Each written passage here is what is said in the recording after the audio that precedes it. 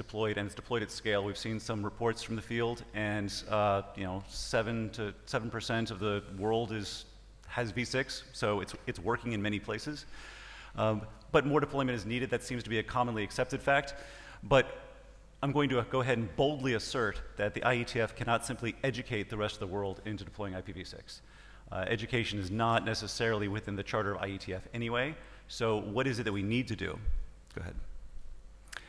So we've got three, so I'm going to kind of go through 3 high-level questions and then dig into sort of the sub-points there. And what I'm really just here is I want to throw out some points to ponder, things to think about as we're having the conversation to sort of guide the conversation to have the right charter. You might want to bring up the charter, by the way, as we're having this conversation so you can see what it currently says all in one document. And you might want to bring up both the Sunset 4 and the v6 Ops charter, because part of the conversation, the reason we wanted to have Sunset 4 in the room too, is that there's some potential overlap here. So v6 is being deployed.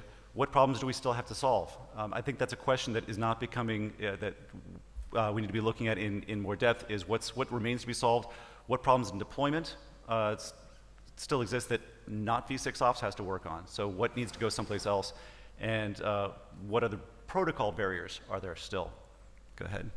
So within the what needs to be solved, we're talking about, is it protocol issues, or is it just we need people to do v6? So in a couple of cases, it seems like there are some specific issues that, the drafts that we currently have, what still remains, we need to identify those kinds of things so we can put them in the charter and make sure they're in charter for us.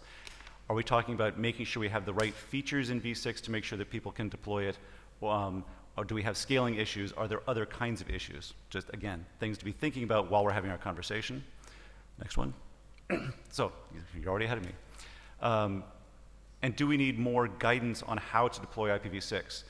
Seems like that has been part of our charter, and it seems like maybe we're fairly well done there, but maybe we're not, and that's something we need to hear from the working group. And if we do need more guidance on how to deploy, are we the right place to provide that guidance? Do we need different kinds of operators? And sort of the final high-level question is, are there still issues preventing deployment of v4 as a service? Whether it's any of those things that we've talked about as being transition mechanisms. Are there still places where v6 does not do the same things that IPv4 does, and we need to make sure we're providing guidance to the right working groups to update those? Are there, in fact, and do we need, and not, I guess this is directly Sunset 4, further mechanisms for removing IPv4 from a network that has deployed it? So again, I just wanted to sort of present some seed questions for people to answer as we're talking about what ought to be in charter. So. Okay. So what I'm going to do now is just quickly walk through the old charter and then what I wrote up, what Lee and I wrote up as a proposed new charter. The old charter consists primarily of 4 bullets. There's some text ahead and some text behind, but primarily it's 4 bullets. The first bullet, job 1, is listen to the operators and do what they say. So this has been a fundamental guiding principle here in v6 Ops. The second charter bullet, second job that we have, is to publish informational or BCP RFCs related to security in IPv6, and by implication to get various working groups and SAG and people like that looking at IPv6 security and addressing issues in IPv6 security. Now, in Lee and my conversation regarding this, our comment was that this sounds an awful lot like the first bullet applied to security, which, okay, we could say, in the area of security, but we're not sure why that needs to be said. If the first bullet is understood to include security, okay, listen to the operators, go to other working groups as needed, get the job solved. The third bullet, wash, rinse, repeat, with 6-man. Listen to the operators, figure out what problems they've got, If they are protocol issues, if they're six-man issues, run off to six-man and get them to do something useful with them. So once again, in our discussion, our comment was that it really sounds like the first job applied specifically to six-man. And we're not sure why that has to be said other than make sure that it's clear. And then there's the fourth job. Fourth job is to publish informational or BCP RFCs that identify and analyze solutions for deploying IPv6 in common network environments such as ISP networks, enterprise networks, unmanaged networks, home net, whatever, and cellular networks. These should be guidelines, they should not be normative.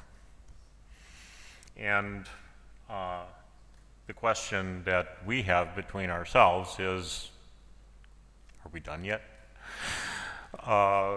We've done an awful lot of that, and in some cases we've done repeat efforts on that. And our question, it seems like we might be done. So before I continue on to the charter that we're proposing, do anybody have comments on that discussion?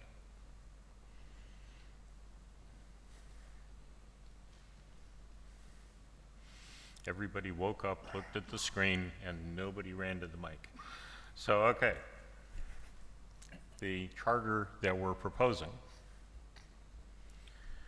leaves job one exactly as stated.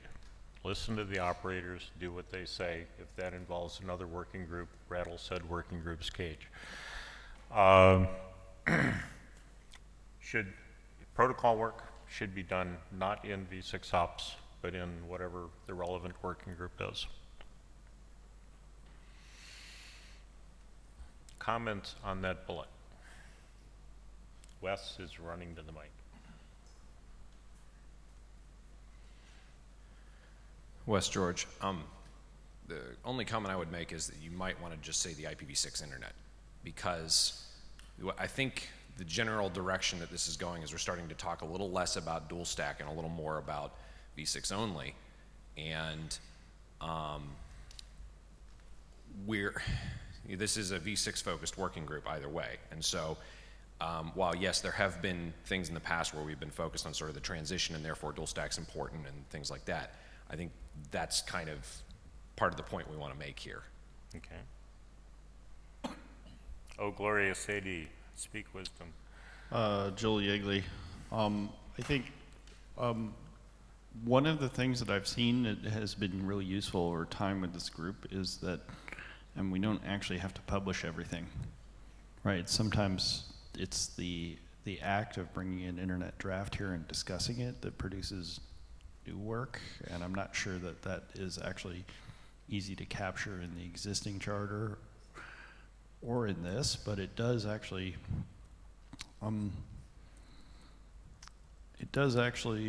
fall in line with bringing input, mixing it into the pot here, and having some outcomes come out of it, which are not necessary. I mean, as a charter activity, I think it's about allowing discussion to occur here, even if it is not directly tied to the outcome of publishing something as an RFC. We are a place where you can bring problems and discuss them. And we tend to use drafts as the tool to do that, but that doesn't, we shouldn't conflate that with the expectation that they'll all be published. Okay, that's actually why I have comma or in internet drafts in this. That's exactly where I was going. So, Tori. Tor Andersson. I was wondering about this last formulation that v6 ops may also cooperate in focusing such work, because I have personal experience that I have an operational issue with a published standard. The working group where that standard was discussed is no longer there. We need to fix the standard, but there's kind of nowhere to do it. And as an operator, I run to v6 ops I guess that's natural for me. So I'm wondering if that really says that, okay, if there's nowhere else really, we can also do the standard stuff here. And if it doesn't mean that, maybe it should. So thank you for teeing up my second bullet. So what we've done with SIIT-DC could be described as describing an operational solution and solving a problem that an operator brought. And that, I would suggest, perhaps is the poster child for this kind of a bullet. Now, there is an issue in terms of the AAM draft has protocol overlap. So that becomes a discussion between the chairs and the AD, and dear AD, how do you want us to handle this? But fundamentally, the issue there was, and we actually had this discussion, you'll recall, in Hawaii.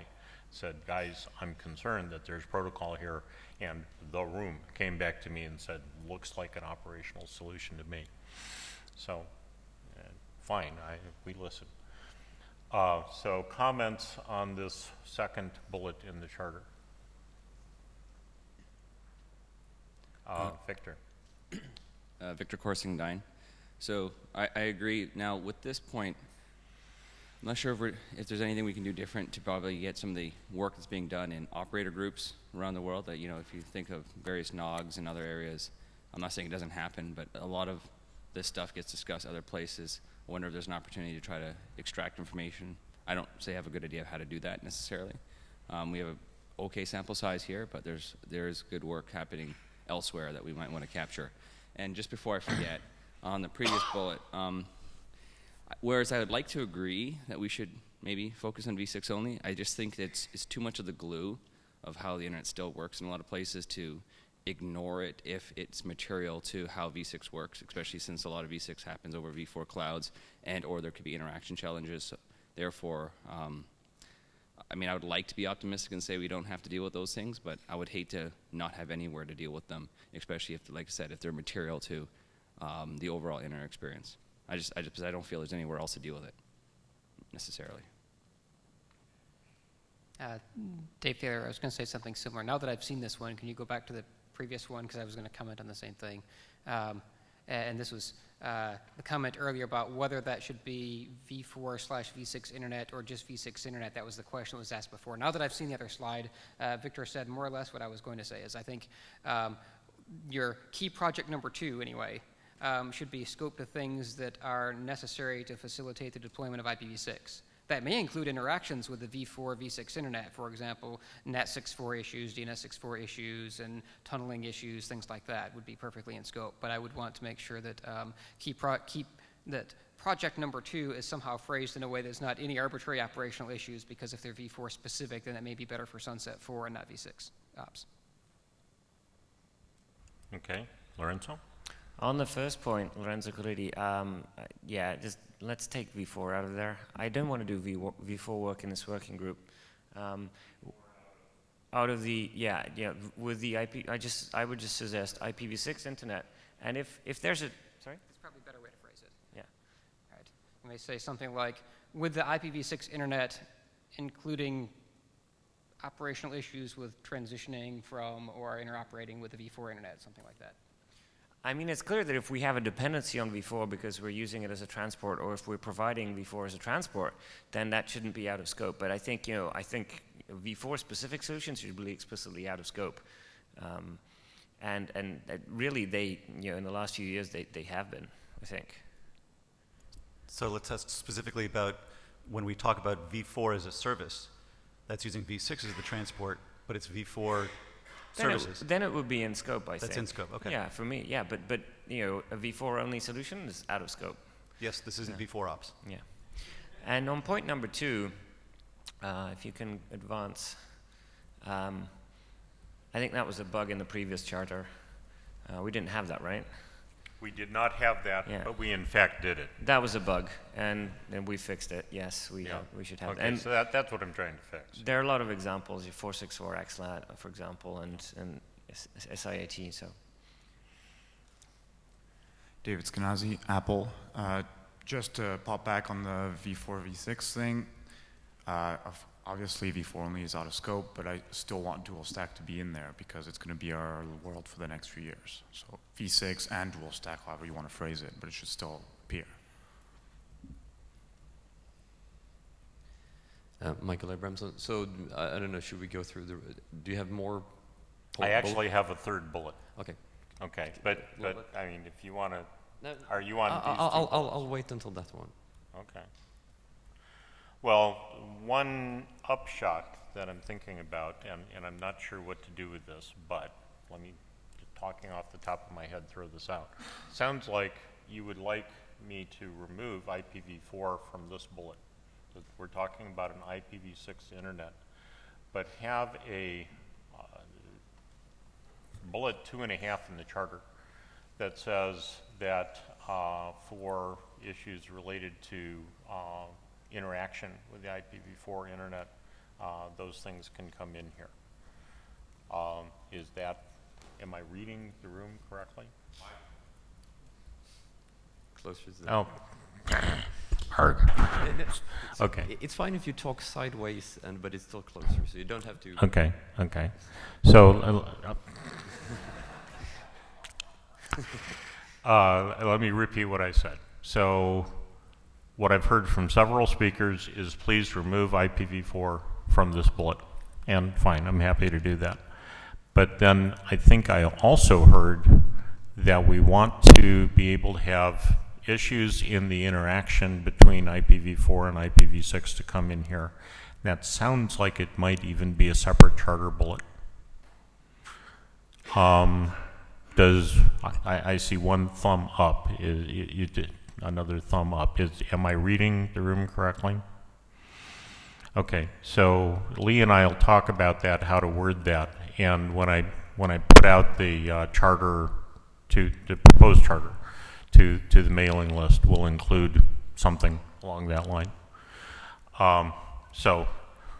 Michael Abramson. So what I absolutely don't want to happen is that whatever problem I have with operating v4 or v6, or actually v6 when it comes to the interaction with these, I don't want anyone to say you can't go to Sunset 4 and you can't go to v6 ops because your problem belongs in neither place because of charter. So I don't know what the proposal is for Sunset 4 and so on, but I just don't want that situation to occur. But we're probably in agreement, but I mean, as an operator, this place feels. So let me throw out a way of stating that. Tell me if I've got this wrong.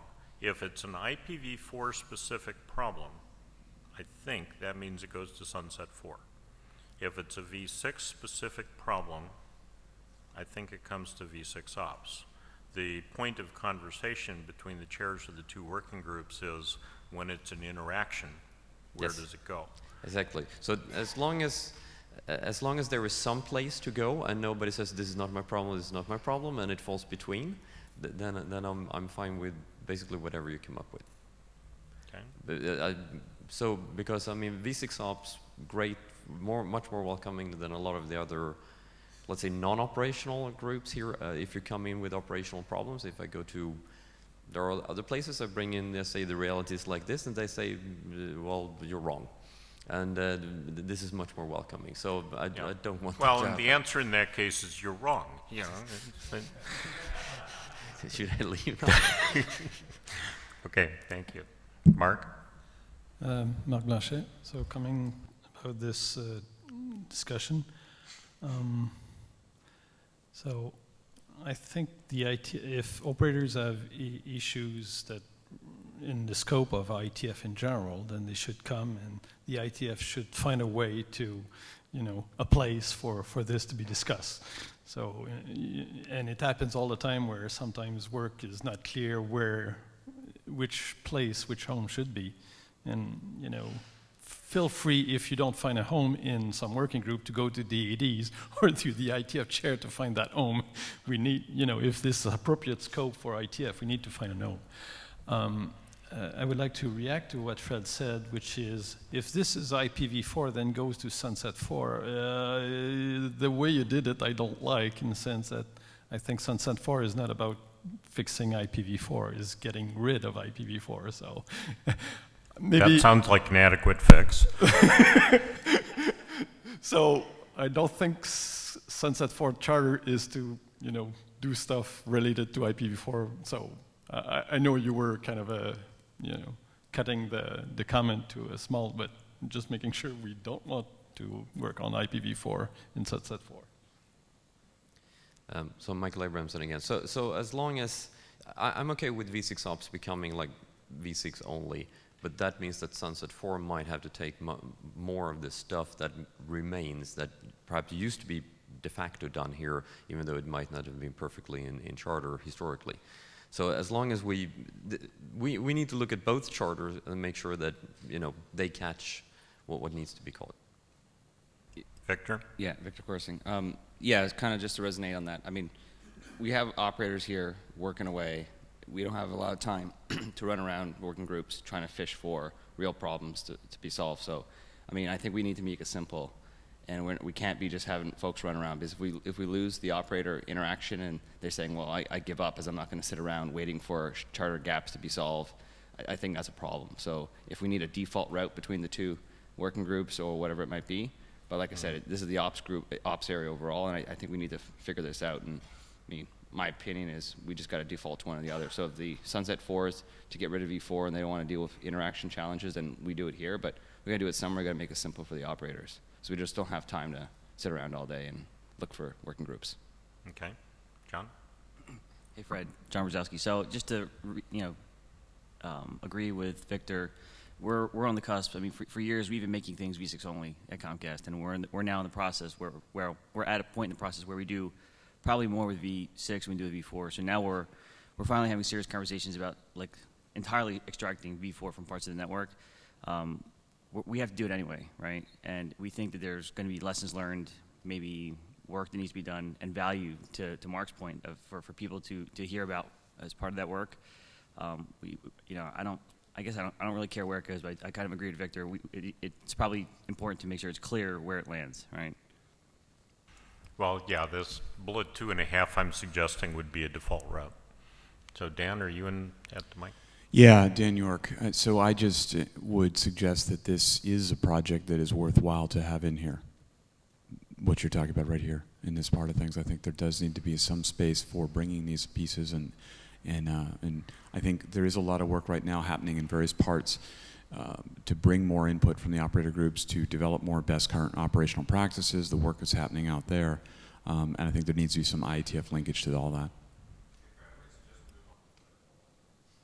Okay, Mark, do you have one more comment? Maglashe for number 2.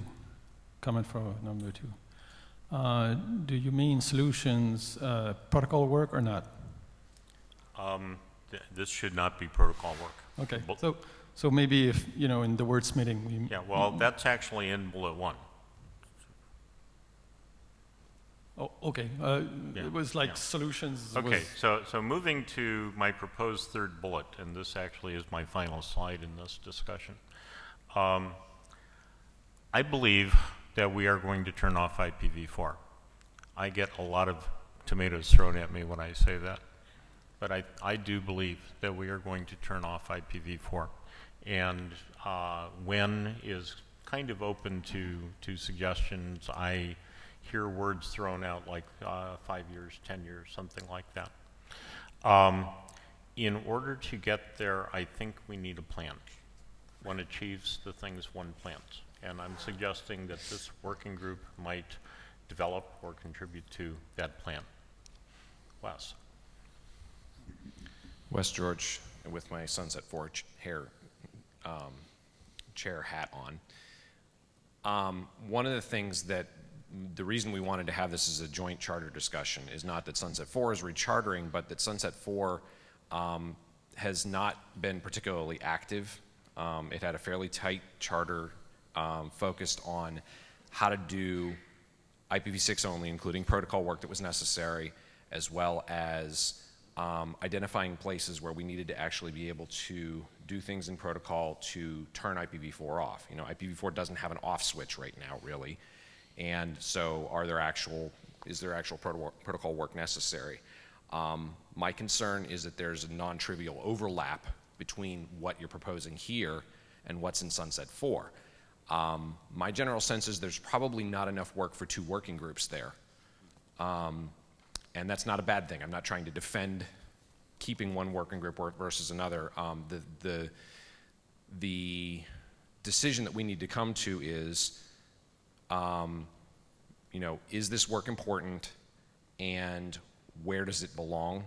With a mind to the fact that there may be some protocol work, there may be some operational discussion, and make sure that we're not splitting the folks that are interested in working on this stuff too many ways.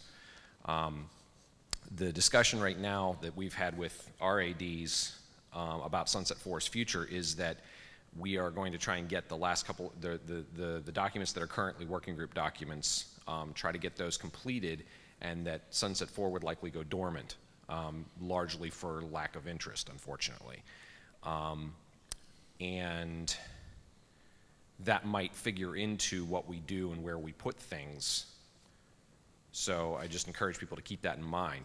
My sense is that to answer my own question, yes, we should be working on how to make IPv6 only work. I think we've beaten to death how to deploy V4 and V6 in a dual stack network. I think now is the time we need to start transitioning toward the next step in this process, because IETF's time cycles are long enough that we need to be out ahead of when that actually starts happening. And the reality is it's already starting to happen. So in many ways, we're already behind. So this is overdue, and I do think that we need to do it. It's just a question of where this stuff belongs. Yeah, Dave Taylor, I was going to ask it as a question, and I think Wes, just answered at least half of it, because as I've seen it, as I've understood the breakdown in the past, V6 Ops has been sort of how you get from V4 only to V4, V6, sort of both. And Sunset 4's job was to go from V4, V6 both to V6 only. And it was to remove the V4 once you already had both. Now, of course, there's also a path, which is for Greenfield, you could go straight to V6 only without going through V4 in the first place, right? And that's kind of here too. And so this looked like it was saying, well, we're going to take over the second half of that and combine it into one document. And combining it into one document would, in fact, be a good thing. And whether that's one document split across 2 working groups, or whether one working group goes dormant and all the people move here, or whatever, was kind of my question as to, do you have a proposal there to say, because I look at this as being part of what I think Sunset 4 was chartered to be doing, but having it all be in one document would be a good thing, even if it gets last call in 2 groups. So. Okay. Lorenzo? So I'm not a fan of this bullet, not because I don't think we shouldn't, okay. Not because all right, I think we should do it, but I'm not a fan of this bullet. Because it's, so first of all, a lot of that's already happening, and we don't need to describe an operation or necessarily roadmap. We need to essentially do bullet number 1 with the numerous V4 over V6 solutions that are already defined. And second, because I believe this is just a special case of number 1. Right, if you go back to bullet number 1, so item number 1 in the new charter, it's basically part of that, right? So do you mind going back a couple of slides? I mean, that's really what we need to do here, and both for V6, even for V6 only networks. So I think it's mostly redundant. I don't think it's harmful to have it there. I just think this one is a bit more general. Okay, John? Thanks. John Brzezowski. So Fred, I think the only comment that I'll make, you said something before this line started to form about when V4 to get turned off. I think the only advice that I would offer is it's happening now. I mean, we have tens of millions of devices that are in V6 only for a long time now. Several years, at least 3, maybe 5, right? I think the only advice that I would offer is it's going to happen sooner rather than 5 to 10 years. So I think if we want to kind of make sure that we've got the right, if we want to make sure that we've got the right, that we're going to take care to cover that, we have to kind of make sure that timing for that, the expectations are realistic, right? So over the next couple of years is probably more like it. And maybe that changes kind of the nature of what's going on here, because, I agree with Wes, right? The work's important, and then I did have that concern. I wasn't aware that, what the future of Sunset 4 is going to be, but if that working group's going to, not be around, you know, because it's going to close for lack of whatever, then that's kind of worrisome, I guess, for me a little bit. So I think that's the only kind of advice I would offer is it's going to happen a lot faster than 5 to 10 years, right? So. Okay. So Dan? Dan York, yes, we need this kind of document. Now the question I do say is, to Lorenzo's point, we've written a lot of these documents that provide some of these elements already.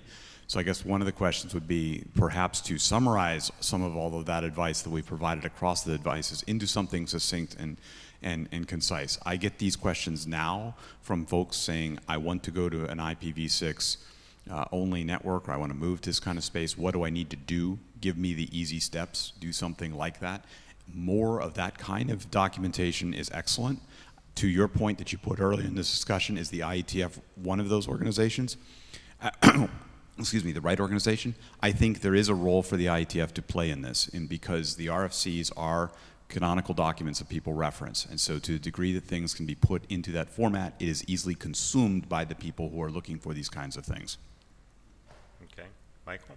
Michael Abrahamson. So if Sunset 4 is going dormant, I think it would be a good idea to just merge these two, because all V6 Ops had a lot of energy, enthusiasm. There was a lot of work being done. Sunset 4 never gained that, but I think that there is an overlap of the people here who have been trying to deploy IPv6 networks that are now trying to figure out, okay, how do we go away from V4? So I think there is a common interest in, if you're going from enabling IPv6 to turning off IPv4, this is just a normal, very natural progression.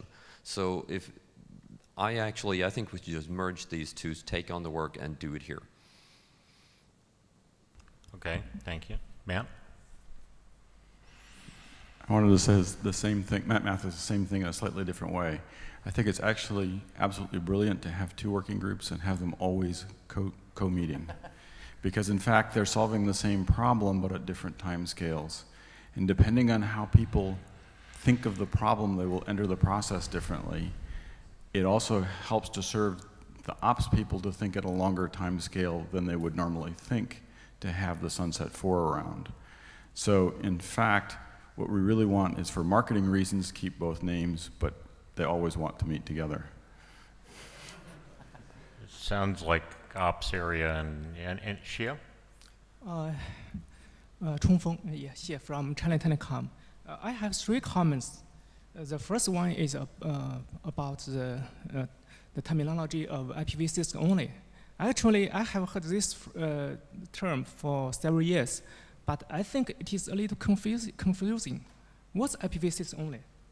IPv6 only in metro network, in data center network, or in backbone network? I think it is better to give a clear definition of IPv6 only. This is my first point. The second one is one suggestion. I think it is better to design several metrics to measure the IPv6 development for a given specific ISP. For example, user IPv6 penetration, IPv6 traffic ratio. I think it's better to design such a list of metrics. Maybe it is useful for IPv6 development. And the third one is that for IPv6 and IPv4, I think it's better to put them together for discussion from the standpoint of our network transition. That's all. Thank you. Okay. Brian Haberman, and I'm here to speak on behalf of Terry Manderson, who's actually the responsible AD for Sunset 4. So anything I say, I'm putting straight into his mouth without his knowledge. So, yeah, but he gave me permission to do it. So the discussion of that Matt brought up about having these working groups kind of coexist together makes a lot of sense. If Sunset 4 goes into this kind of hibernation state, it's very easy for them to pick back up if there's protocol work that needs to be done, and you let all the operational stuff be done here.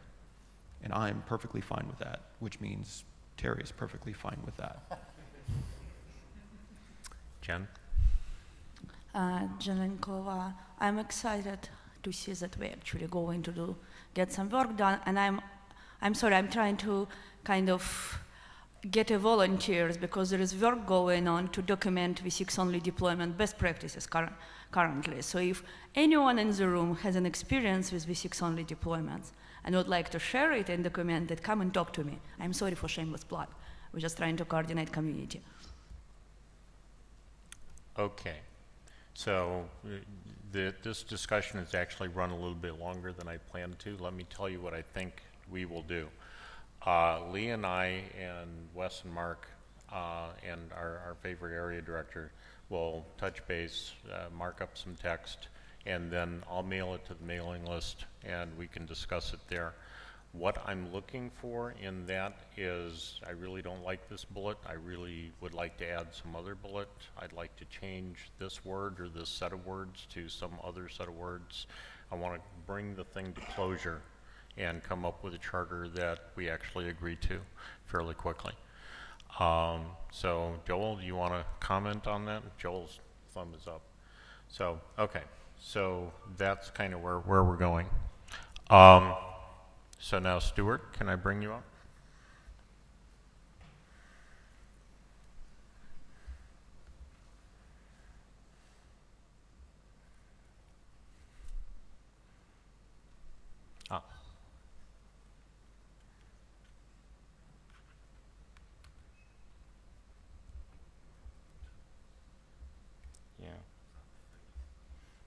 Well, I don't know. It's these computers from, who do they call themselves? Apple? Anyhow.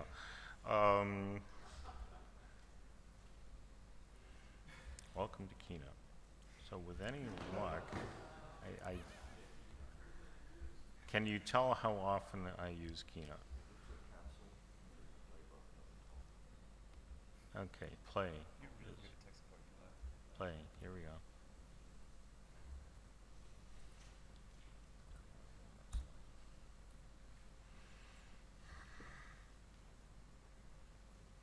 So, actually, no, you want this one. Yeah, this other one, when I plugged it in, it said, I don't recognize the Z key on the Apple keyboard. And I don't understand. Yeah. By the way, stand in the pink box.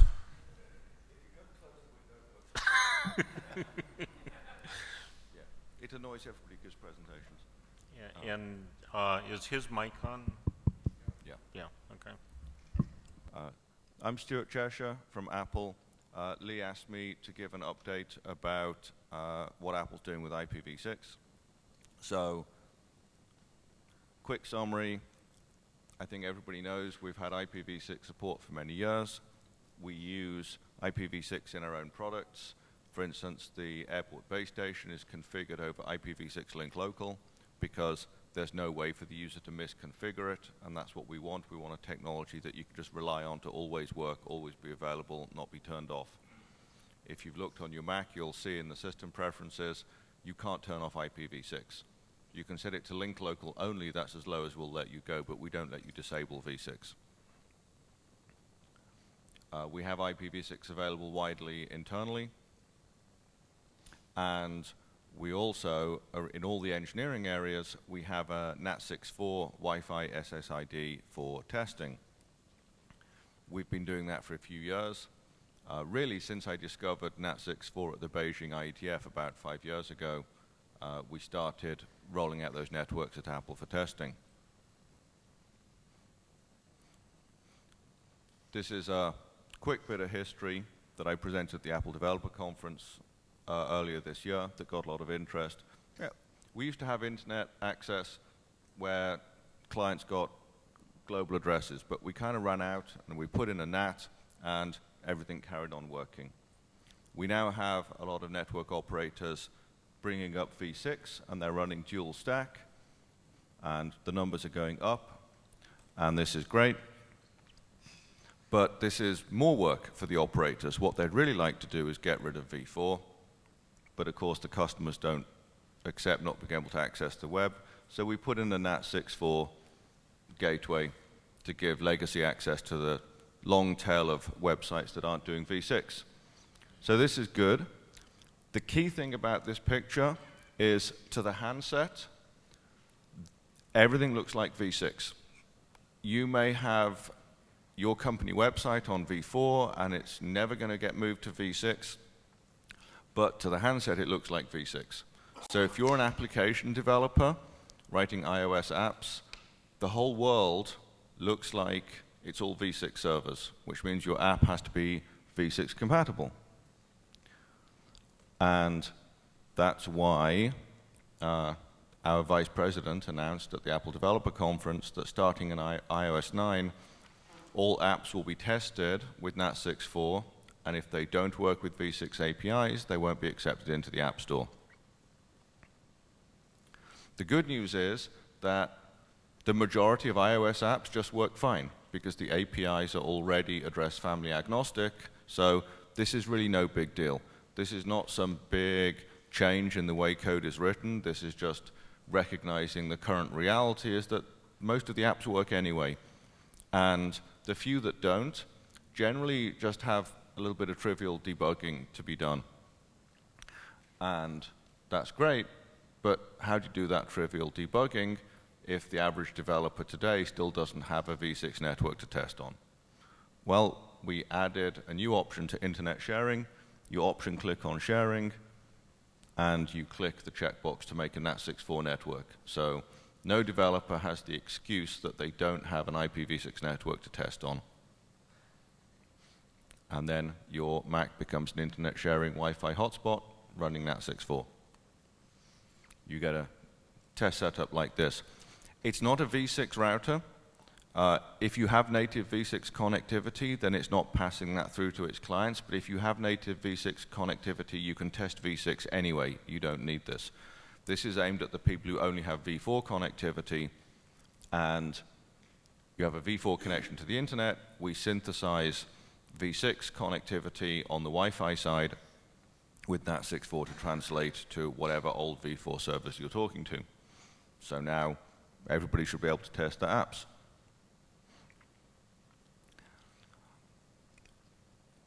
One question that comes up a lot, or one opinion that's expressed to me, is this choice. Should we be doing 464 XLAT, or should we be doing NAT 6.4? And my personal view, and we all speak at the IETF as individual engineers, not a company representative, so I'm speaking for myself here. My view is I'm not a fan of 464 XLAT because that is a crutch to enable v4-only applications to carry on being v4-only applications for the rest of time, and that means they can only talk to v4 servers because they can only address v4 servers because they're using 32-bit addresses. They have no way to refer to a server that has a v6 address.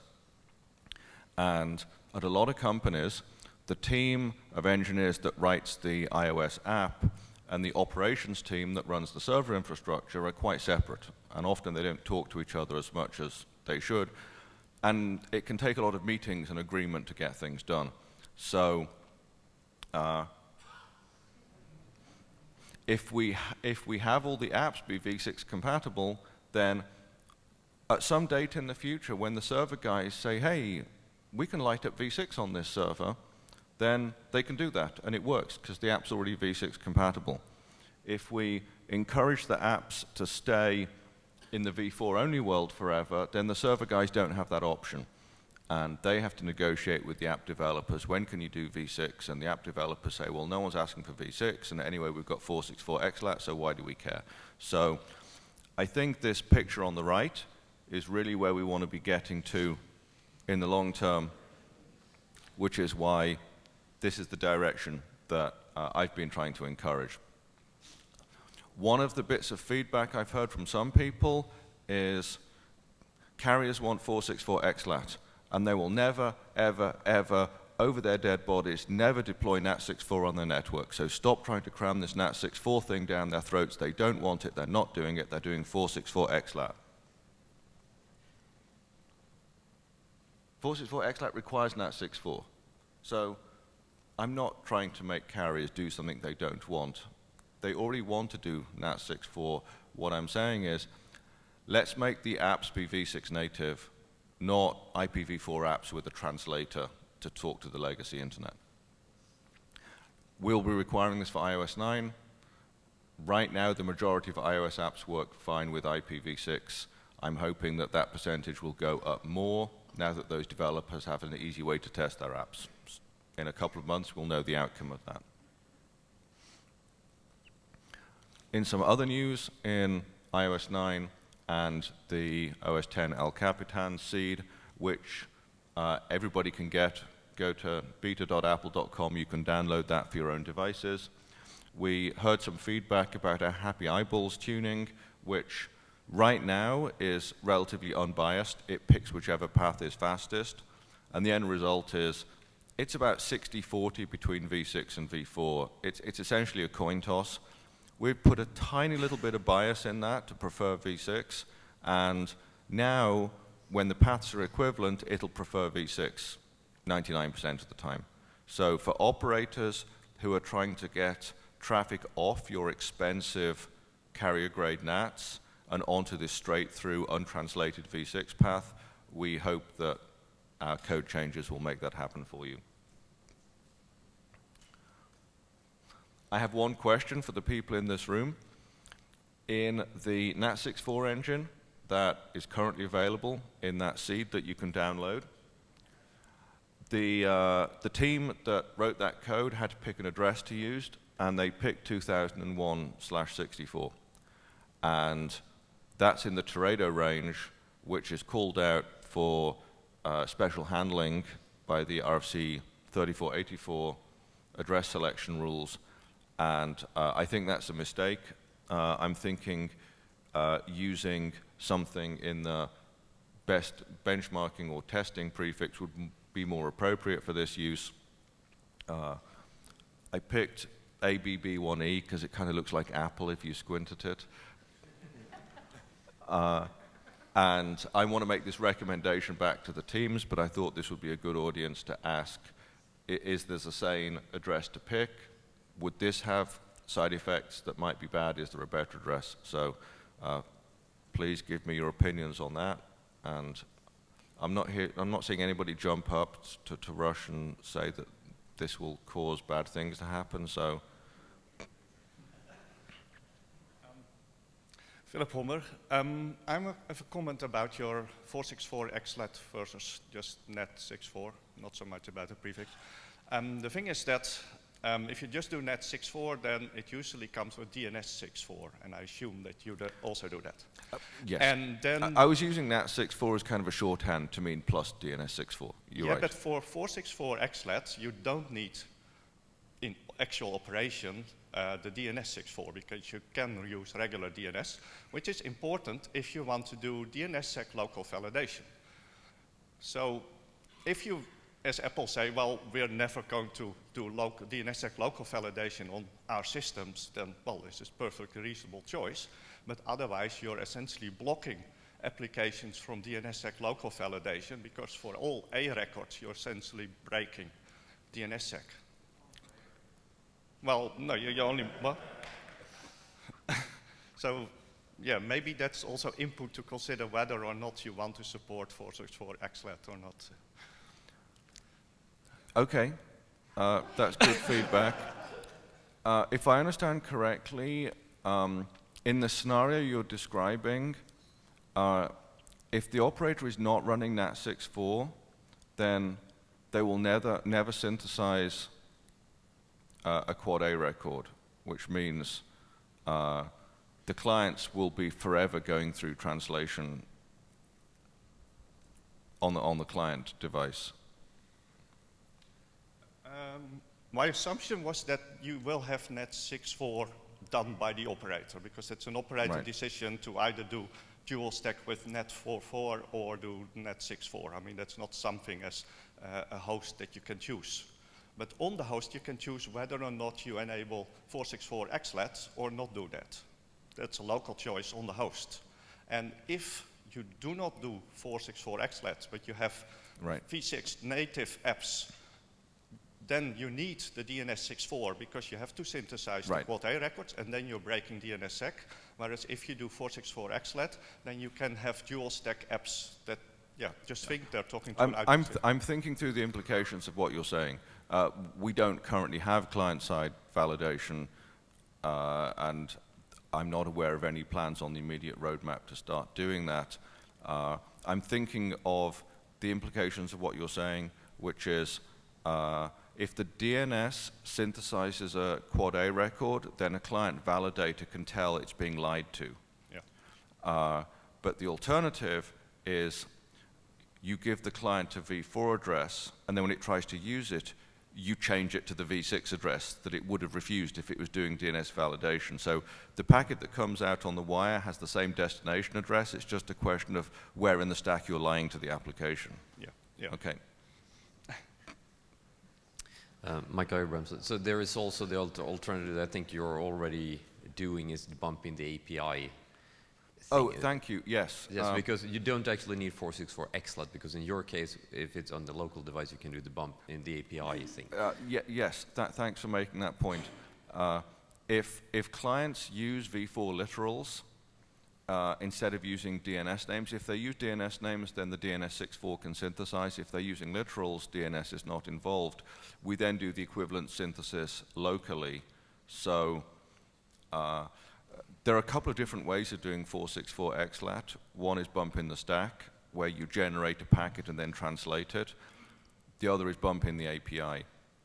We do implement the bump in the API, and the reason I like that is that packet translation has to be done for every single packet that you send and receive, whereas bump in the API is done once at connect time. When the client connects to a v4 literal, you translate it once, you make a connection to the v6, and you're not translating every single packet. Magbashi, I was not sure if I should ask the question, so you're free to not answer or waffling.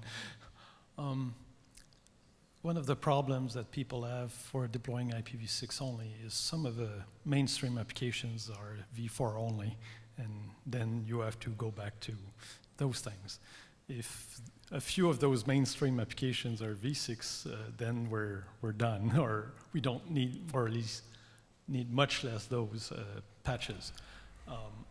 You know, some well-known VoIP application is known to not support v6, and so do you have any, you know, direction to have those being really v6 enabled before you enforce iOS 9, you know, support v6? Or? So let me insert here. I need to cap the mic where it stands, so behind Edwin.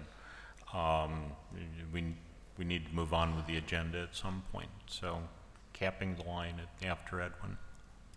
I'll answer Mark's question. We are talking to some of the developers. My sense is that in many of these cases, the lack of v6 compatibility is really a trivial bug, and it's half a day's work to just figure it out and delete it.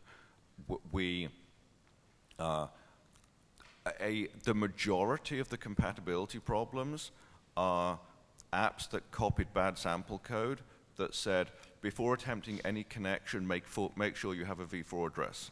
And if you don't have a v4 address, then refuse to do anything.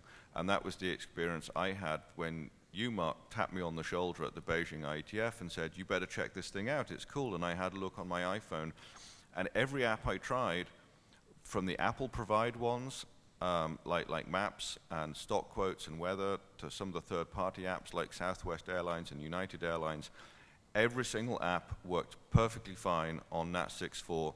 And in fact, on my phone and my laptop, I've been on NAT 6.4 this week at IETF for the entire week, with only one problem, which I should email out to the list, and that might just be a DNS 6.4 bug that if the upstream server is not answering quad A queries at all, then the synthesis doesn't happen. So I'll send out an email about that. But that has all worked flawlessly, and it did at Beijing, with the one exception that every single app I ran put up an alert that says you're not connected to the internet. And after I pressed OK, it then proceeded to work perfectly fine. So mostly we just need to get apps to delete that alert, and we're done. And that's why we made the testing tool available, because without the ability to test, we can't really blame the app developers for having these little bugs. And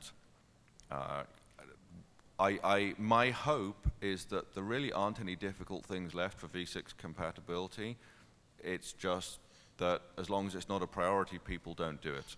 And we're trying to make it a priority that you should be doing this.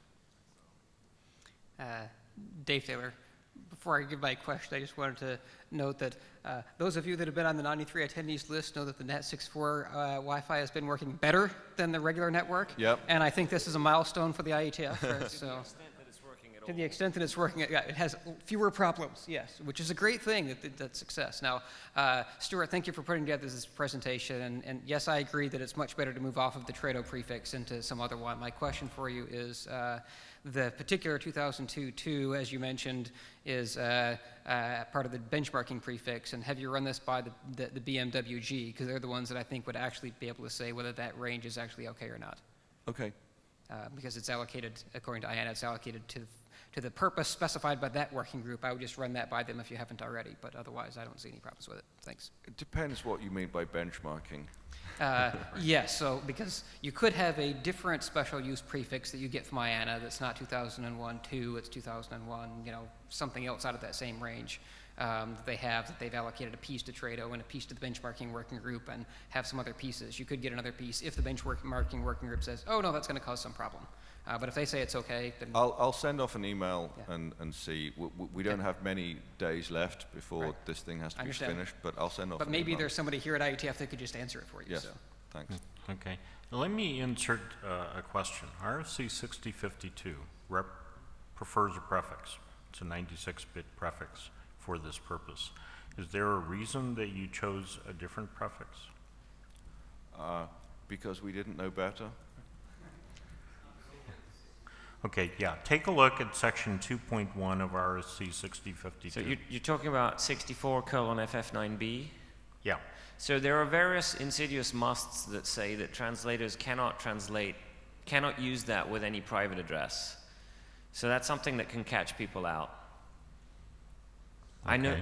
I know that when I test using Taiga, which is a Nat 4.6 implementation, if you use 64:FF9B, it will refuse to translate any packets to 10 net addresses, for example. So if you happen to be using 10 net addresses on a private network for testing, then it will refuse to do anything. And I think it's either a should or a must in the RFC. So if you use that, you might get caught out.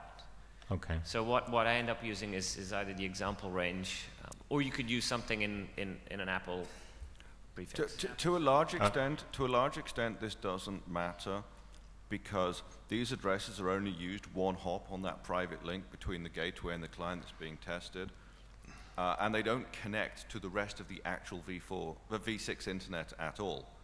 So in some sense, it's just an aesthetic choice about which address we use, as long as the client software doesn't recognize it as special and do something different. So we want the software to not be tripped up by the address looking special in some way. And then the other reason is it would be better not to hijack some inappropriate address. Even though it doesn't matter operationally, it's just nicer to not seem like we're treading on people's toes. Okay, thank you. So I'm going to return the mic to you, Lorenzo, but one comment. We do have a further agenda after this, and time's a wasting, so please keep your comments short, people at the mic. Can you go back to the fireworks slide? I know this is a marketing slide, so, but for the, and I know it's carefully intended to make your choice seem better, but I would like to point out with the 464X lat, there is an IPv6 client as well. So you mean there can be it doesn't stop you doing a V6 client, is what you're saying? It requires that there be an IPv6 address on the device, pretty much, right? So saying that it's a technology for providing v4, it is, but it's a technology for providing v4 when you already have v6.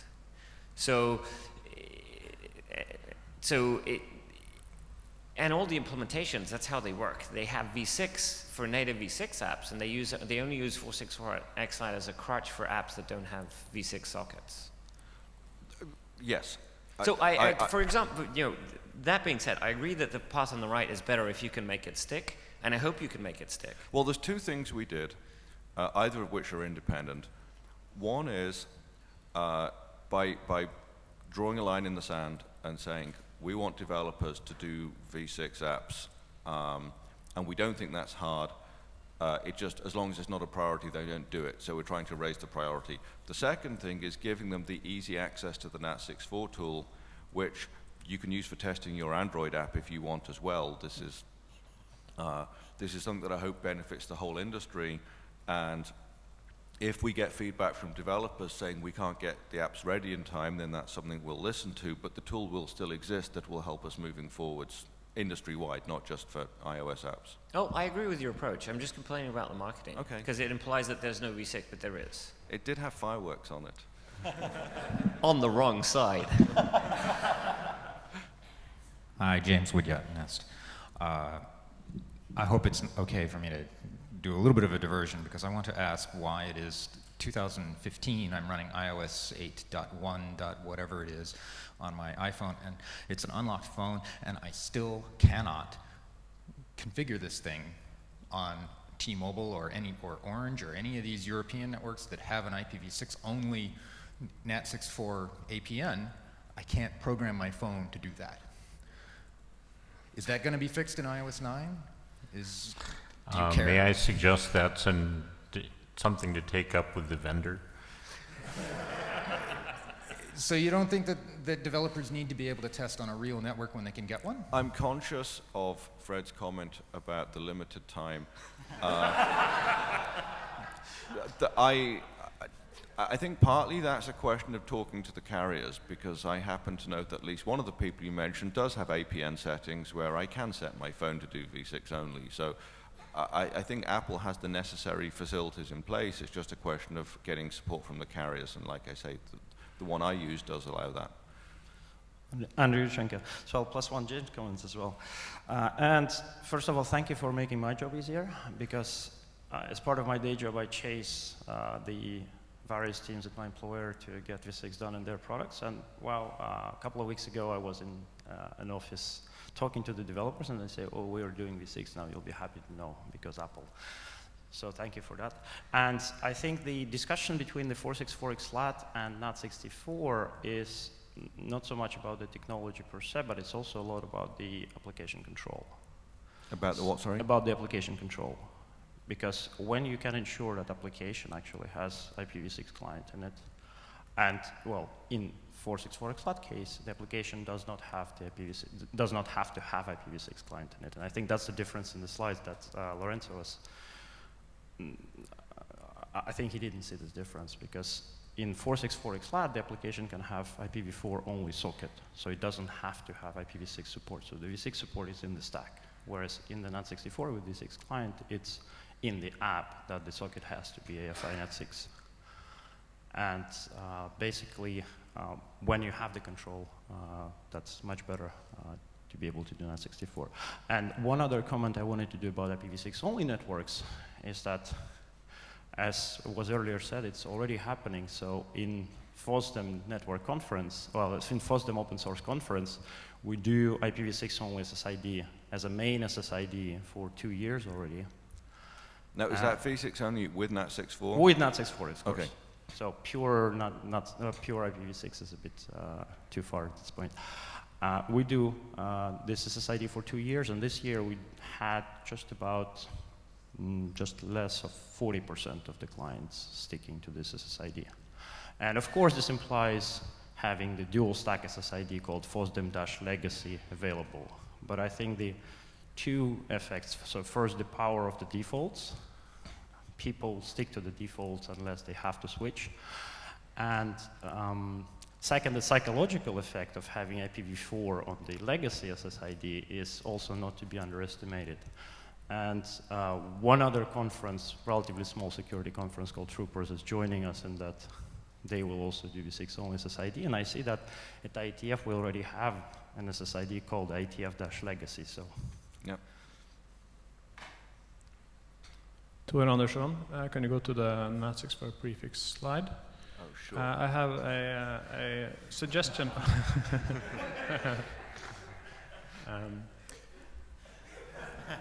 All right. So I would strongly suggest that you change the prefix from /64 to /96. And the reason for that is that when you use a /96, the client device can type directly in the terminal, for instance, ping6 2001 8.8.8.8. And that is a syntactically valid IPv6 address that the API will accept. However, if you use a /64, then the 32 bits of the IPv4 address is scattered across that /64, and you can't do that anymore because they map in a different. Yes, this is RFC 6052. If you have a /64 translation prefix, the 32 bits are not in the end, only with /96. So, sorry, jump in here, No, David no, no. Skenazy. That's not the prefix of the translation of the NAT64. That's the prefix that the clients of your Wi-Fi are given. It could be ULAs. It's not the address of the NAT64 server. So that is a /96. Yes. Yes, and Yes. I'm talking about the NAT64 prefix, not the link prefix. The NAT64 prefix is what I'm talking The about. NAT64 prefix is a /96. Okay, great. And then I will Yes, also so, suggest... sorry for that confusion. This is the address that is the prefix that's being advertised in the router advertisements that configure the client device. Okay, great. And the second one will be to, if you don't want to use the well-known prefix, then you can just assign one out of Apple's address space, and then you can actually document it in the WHOIS database and say, for information about what this address is, go to this URL. And you should have plenty of /64 prefixes. So setting one aside for this shouldn't be a problem. Okay, well, I heard at least some support for that position, so thanks. I'm Edwin Cordeiro. I'm as an ISOC fellow. I use it to work cheating IPv6, and I would say for you that using Teredo or 624 prefix for that, you would have probably would have a problem with enterprise because they are filtering it in enterprise networks to avoid undesired usage of Teredo and 624. You need to understand, these packets will never go on the enterprise network. This is one hop between your phone and your Mac. It's a single hop communication. So the choice of this address has really no operational impact. It's more just in terms of perception. We want to be using an appropriate address on that one hop, even though the address never survives past one hop. It gets translated back to v4. So nobody else in the world will ever see these addresses apart from your iPhone and your iMac that it's talking to. But we still want to pick a sensible address to use. I would suggest what they said to hesitating IANA and saying you are using that is, I think it's easier to then reuse some existing address. Or if you are trying to use, also inform that you're using that to avoid any kind of misbehavior. Thanks. Okay, and I kept the mic after Edwin, so. So we're out of time. No. Oh, sorry. So we kept the mic. Okay, well, thank you, Fred. Yeah, certainly. So now the next talk that we have is from, here, hang on a second. A quick keynote, then I'll give you your, yeah, okay, cool. So the next talk is from OTE, which is in Greece, and let's see, I have the slides here somewhere. What am I looking at?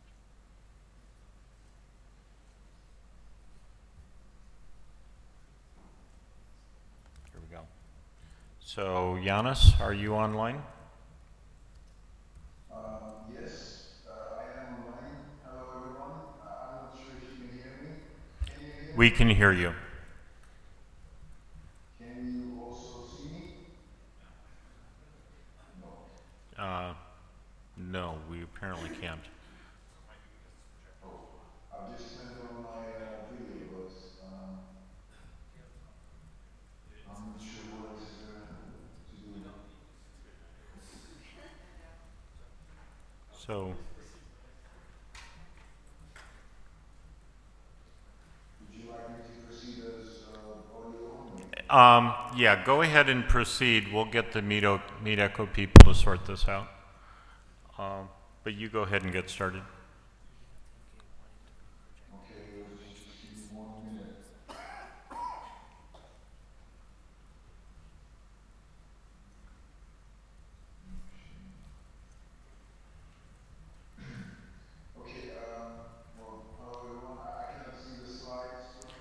So you just tell me when you want to move forward.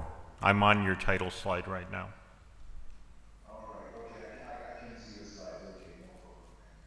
So yes, my name is Yannis Nikolopoulos. I work for an ISP in Greece called Colitti, and I'm here to give you a short presentation about our deployment, trials, and everything IPv6 related, basically. Next slide, please.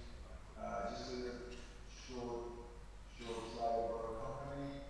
Supposedly we're the largest ISP in Greece, we're the incumbent company as well. We have about 1.3 million DSL subscribers. About 65% of that is ADSL, and the rest is VDSL, with the VDSL numbers rising. We do offer voice over IP service. Actually, we're just launching a very ambitious project where we will replace all the traditional TDM telephony in our about 2.5 landline subscribers into voice over IP. We also offer a TV service and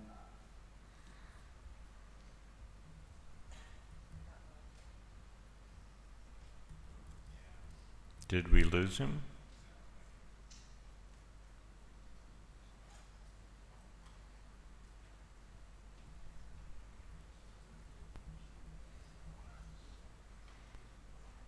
So Yannis, if you can hear me, we can't hear you right now.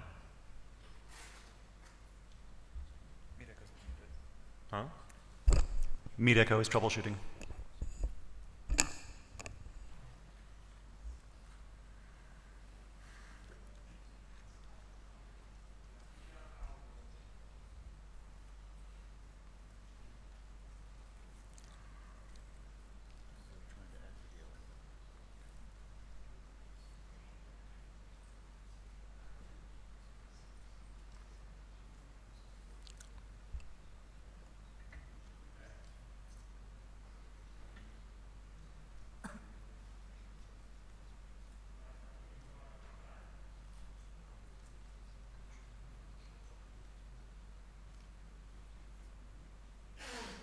Audio's back, I hope.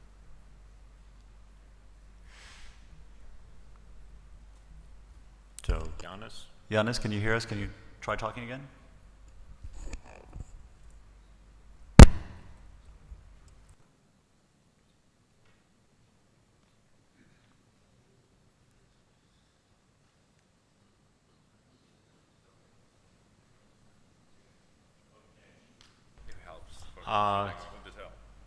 Okay, so Yannis is talking on Meet Echo, but Meet Echo's sound isn't in the room.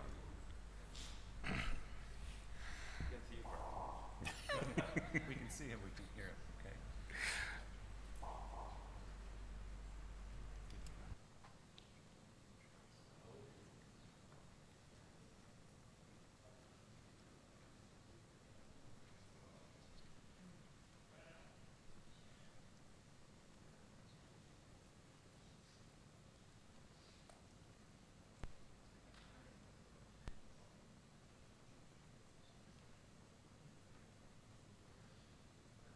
hello, can you hear me now? Yes. Okay, good. I've turned on my video as well. I'm not sure if it's working or not, but I'll just keep going on audio. Yeah, just keep going, and when Meet Echo gets it sorted out, we'll see your face. Okay. Next slide, please. I'm not sure if okay, yeah.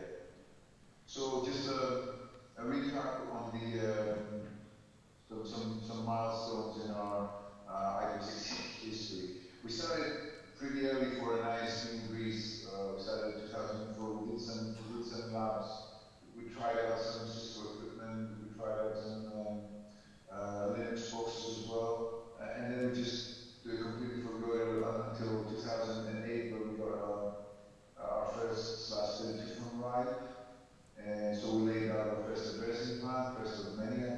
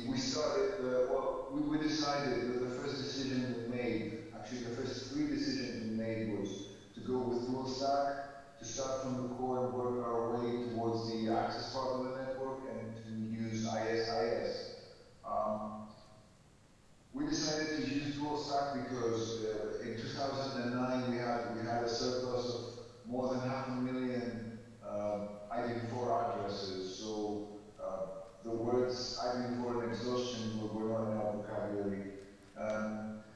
We decided to start from the core and work our way towards the edge because our core segment was typically just one model and a router from one vendor and one model. So it was quite mature as far as IPv6 implementation went, and it was just very straightforward. And then we decided to go with ASIS, even though we use OSPF for IPv4. We just try to keep it simple, so we just deployed a large contiguous level 2 area. After that, we managed to both stack our BTP with our upstream provider and with the local exchange as mentioned before. And then of course we went on and enhanced our IDGP mesh. We dual stack that as well. We have an IDGP mesh between routers that carry a full internet routing table. And shortly after that, the aggregation layer followed. That was quite straightforward as well because although the aggregation layer consists of many routers, specific vendor and model. Next slide, please. Well, after that, the next logical step was to try and emulate the PPP service that we offer to our subscribers. Maybe I forgot to mention that our basic broadband service is a PPP OE service. So at first we thought we didn't want to mess with our production BRS systems, so we just created a new domain, IPv6 and we configured all our BRS to tunnel that domain to a group of IPv6 enabled LNSs. It was a pure and simple dual stack session with a /56 for the CLAN through prefix delegation, /128 for the one through IPv6 CP and Slack. And we also deployed a couple of IPv6 DNS servers. It was a Linux box and a FreeBSD box, if I remember correctly, as well as an IPv6 HTTP server for our blog site, where we try to inform our users of all the trials currently taking place, some guides, some how-tos, and stuff like that. On the internal phase of the trial, we have about 100 concurrent users, and when we actually enabled our users, our broadband users, to take part in those trials, I think we reached 2,000 or 3,000 users. Next slide, please. This is just a very typical generic diagram, just showing the PPP session being tunneled from the VRS to the LNS, where the user's traffic is then forwarded to the destination via our IPv6 enabled IP core. Next slide, please. So the next trial was a static flavor of the same service, because the first one was just pure dynamic. So this time we assigned a static /56 prefix to each user from radius. Nothing fancy here.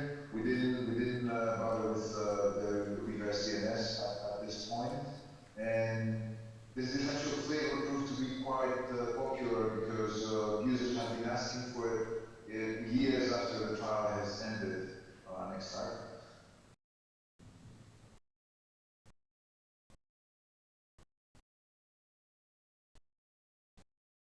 To CLAN and /128 for the one through neighbor discovery. Next slide, please.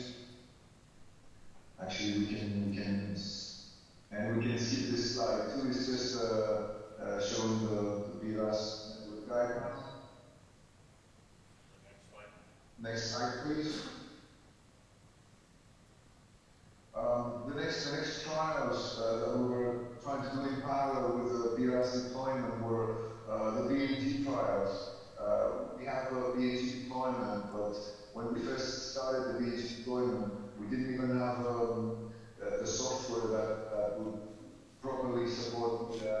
IPv6 PvP session.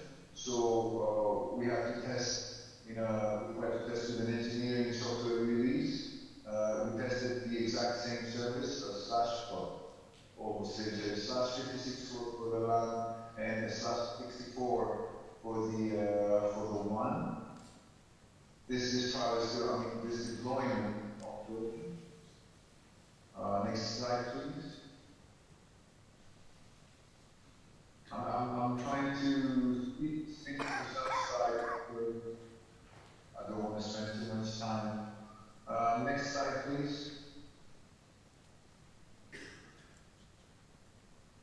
So, about our commercial products, first we enabled IPv6 on all our production VRASs. We didn't have many issues with that. This was quite straightforward because the VRAS boxes were quite mature as far as their IPv6 implementation went. The BNG deployment, on the other hand, was a different story. As I said before, we had to test on engineering release, and when we actually received the proper software, we found out that it was quite buggy. We found out a few important IPv6 bugs, and we have to request the bug fixes, receive the bug fixes, test, get the proper patches, apply the patches, test some more. As I said, the BNG deployment is still ongoing. We're hoping to finish with the BNG deployment by the end of the summer. Right now, about 90% of our CPEs are IPv6 capable, but not all of them are IPv6 enabled, of course. The way we enable IPv6 on our users, tool stack basically, is through TR069 in batches, but we use TR69 to roll back those changes each time we encounter a new CPE bug or a new PvP bug. And especially with the CPEs, we had many problems, and we still do. So all this time, the past 3 years at least, was a constant, one step forward, 2 steps back in the IPv6 deployment. Next slide, please. As far as the future goes, we are planning to offer a static service, a hybrid static service to our users. We intend for the service to be static at least at the same port.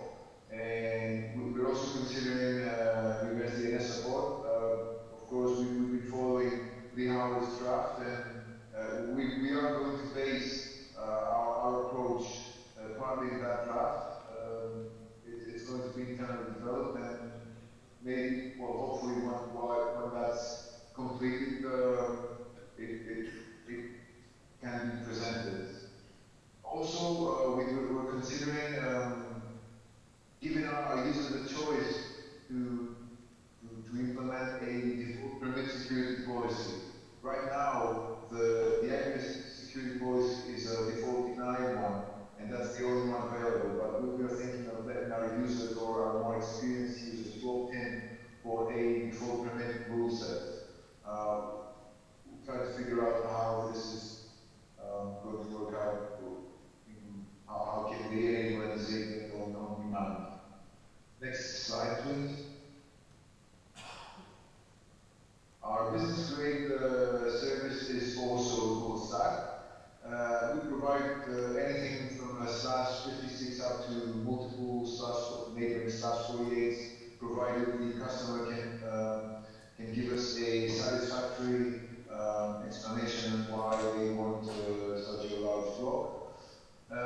We do support static routing and dynamic protocols such as BGP, and we plan to deploy our first IPv6 multi-home customer in a few months, probably in the beginning of 2016. This is an existing customer, which is also an LIR. They have their own v4v6 space, and they have agreed to be the beta testers for our first IPv6 multi-home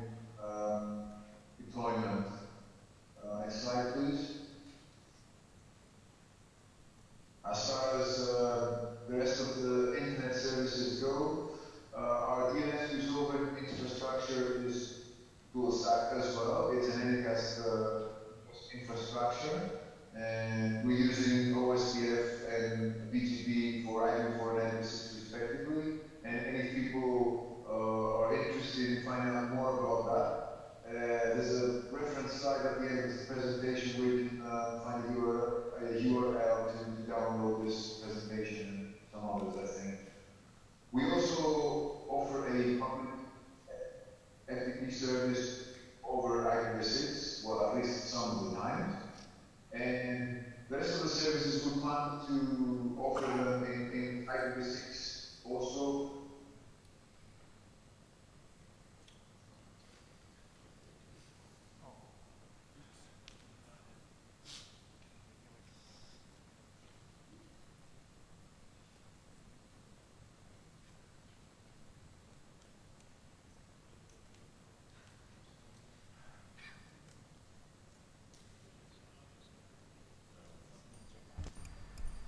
What's happened? Meet echoes down? The network is down.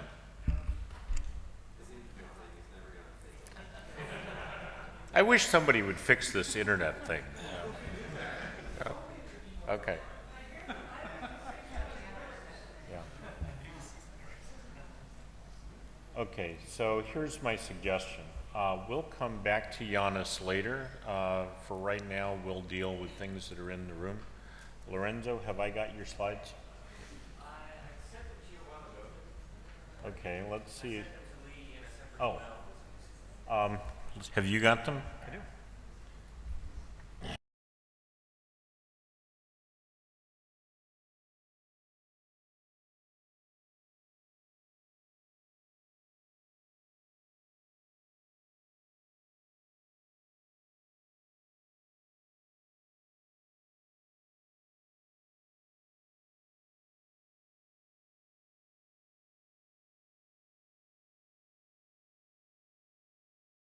So hang on a second.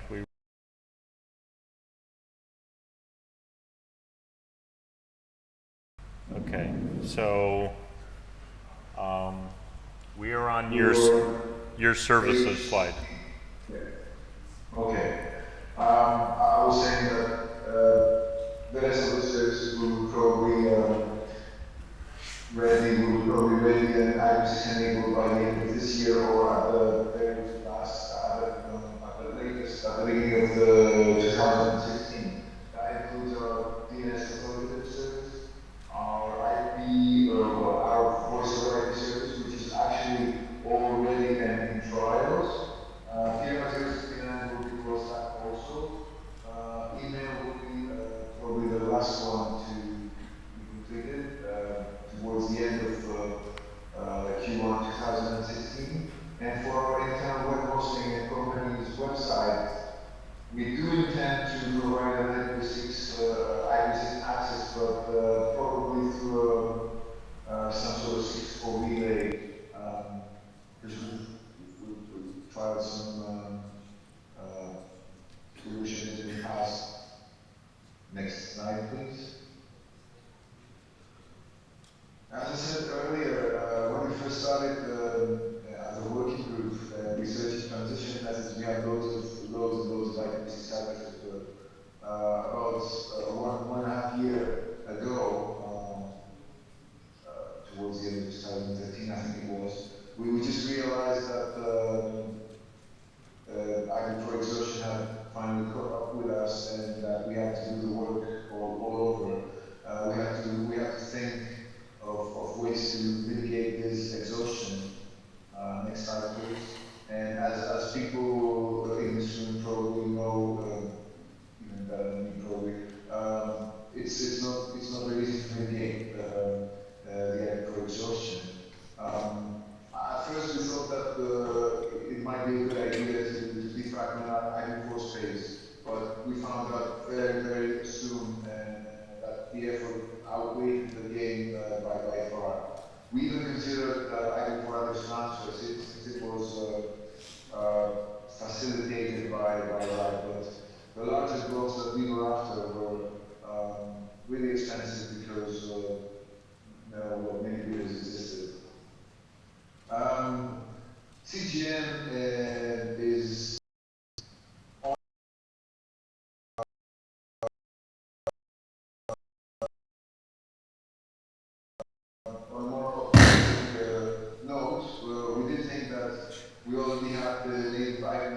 working place. We know how to operate it, and we could become.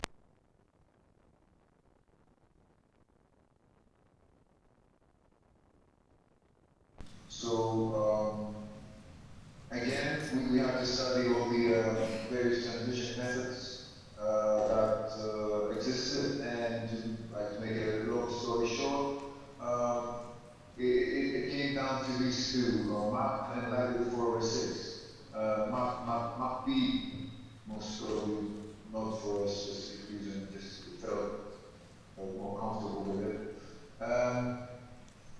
They both seemingly take advantage of the MD4 subsetting, and they're both stateless. Well, in the Lightweight's case, it's more less stable. And stateless is not used as a buzzword. For us, stateless means less investment in our IP core infrastructure, because well, frankly, we couldn't really afford the large CGN investment with the hands. They're both standardized in the idea, which is also a very good thing, because vendors will have a very nice reference point. The only downside, which is a big downside for us, CP development is required in both these methods, and we haven't had very good experiences with CP and IPv6 so far. Next slide, please. Plus, as far as MAP is concerned, it did seem like a good fit in our network, because first of all, we didn't really have to invest, because we already had a couple of devices that we could use as PRs. We just had to load some new software in them, and also our distributed BNG deployment seemed to fit well with MAP. We could sort of divide each BNG node into a separate amount of them and so on. We also like MAP's deterministic nature. It seemed like we wouldn't have to invest on some sort of middle boxes that would take care of syncing the configuration, stuff like that.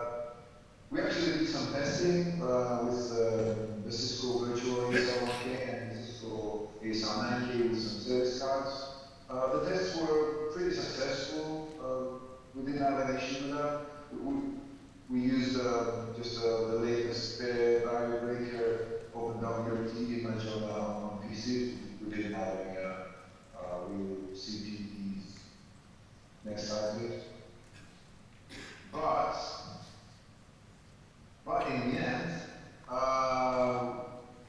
we chose to go with Lightweight 406. If I'm being honest, and I am being honest, the key factor was Deutsche Telekom's involvement in it, with us being an affiliate company and all. But I have to stress out that we would be happy with either of them. We didn't really take a purist stand in favor of any of the two. And provisioning on Lightweight 406 kind of seems simpler to understand. So the project is already underway. We've already started the project, well, the very early stages actually, and we are hoping for a Q1 2016.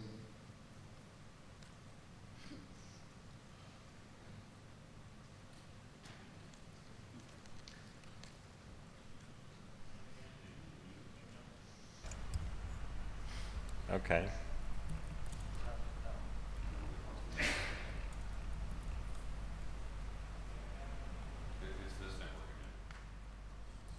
So is this the network, or is this? Okay. Yeah. And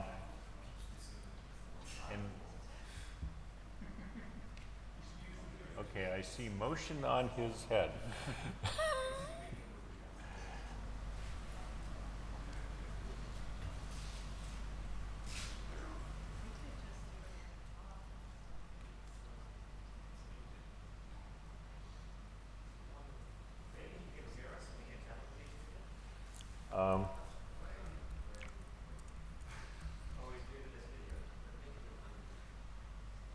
Yeah, so, okay. So does that indicate that he's muted? So Yannis, it appears that you are muted.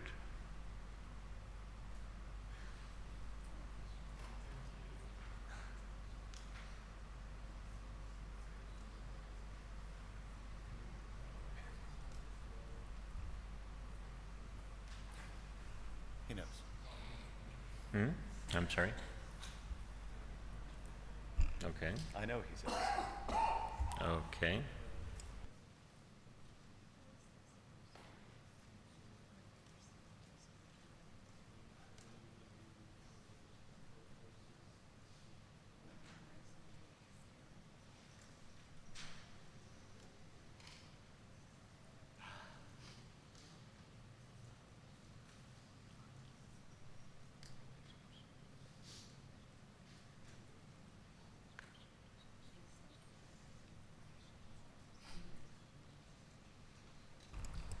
Okay, well, I'm not just sure what the issue is, but we've got 2 more presentations in 40 minutes.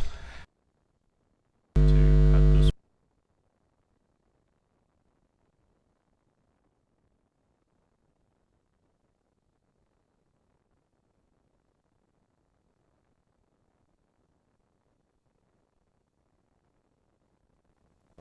Oh, I can hear you too. Okay, so how much more have you got? Oh, I've got about, I don't know, about 3 or 4 minutes. Okay, go ahead and do your 3 or 4 minutes. Okay, next slide, please, then. It's just a short visualization of the time frames discussed before. All our services are dual stack. The access services are dual stack. We'll be finished with the internal services by the end of this year. And our only issue is if the IPv4 exhaustion will come before the launch of the IPv4 only service or not, because we still face that sort of danger.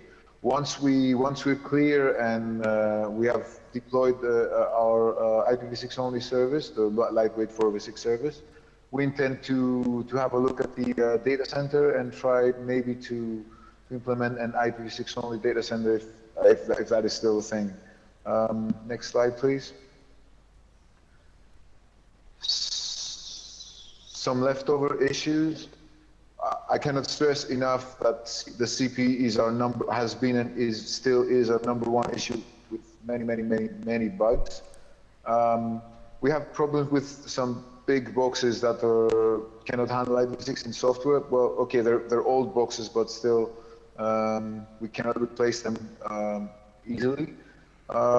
We did some testing with extended headers with at least 3 or 4 of our platforms, and we just realized that every vendor and every model just handles those headers in a different way. I mean, some rate limit them, some just drop them, some process them in high-end software, some give you the opportunity to apply ACL, some don't. We've also encountered some very silly bugs in carrier-grade boxes, and as a general observation, we noticed that in environments like our own, like a biggish ISP with a dual stack network where the primary stack is IPv4, IPv6 related issues tend to go unnoticed, and that's a bad thing because your users notice your outages before you do. Next slide, please. We're gonna wrap this up with just some stats.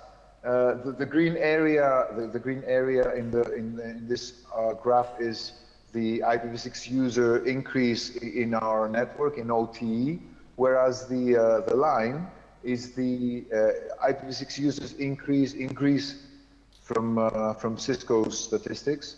So I know that the units do not match, but the time frame really does, and so we just want to drag that.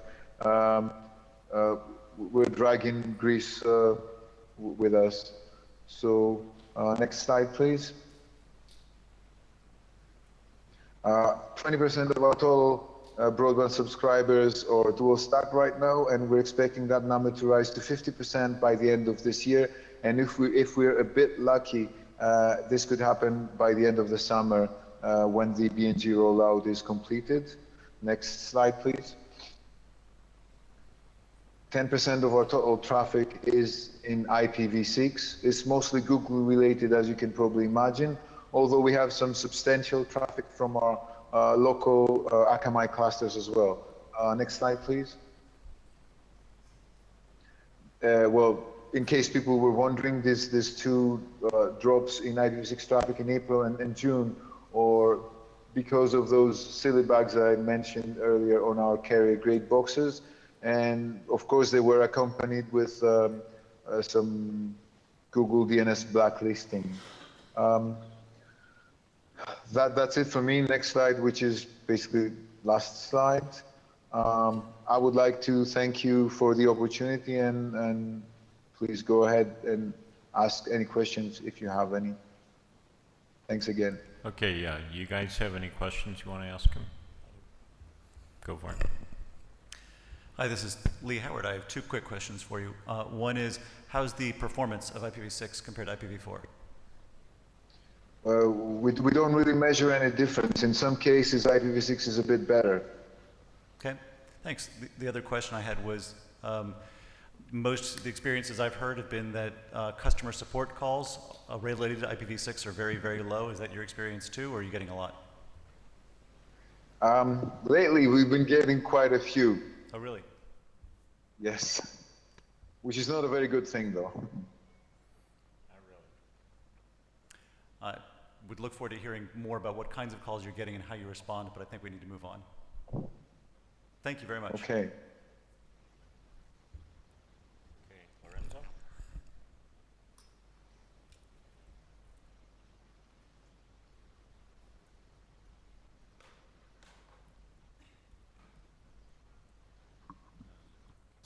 Hello. So I'll try to be brief because I don't have much time and there's a presentation after me. Dare I ask for a show of hands of who's looked at this document or read it? Okay, it's quite substantial. Okay. You know what?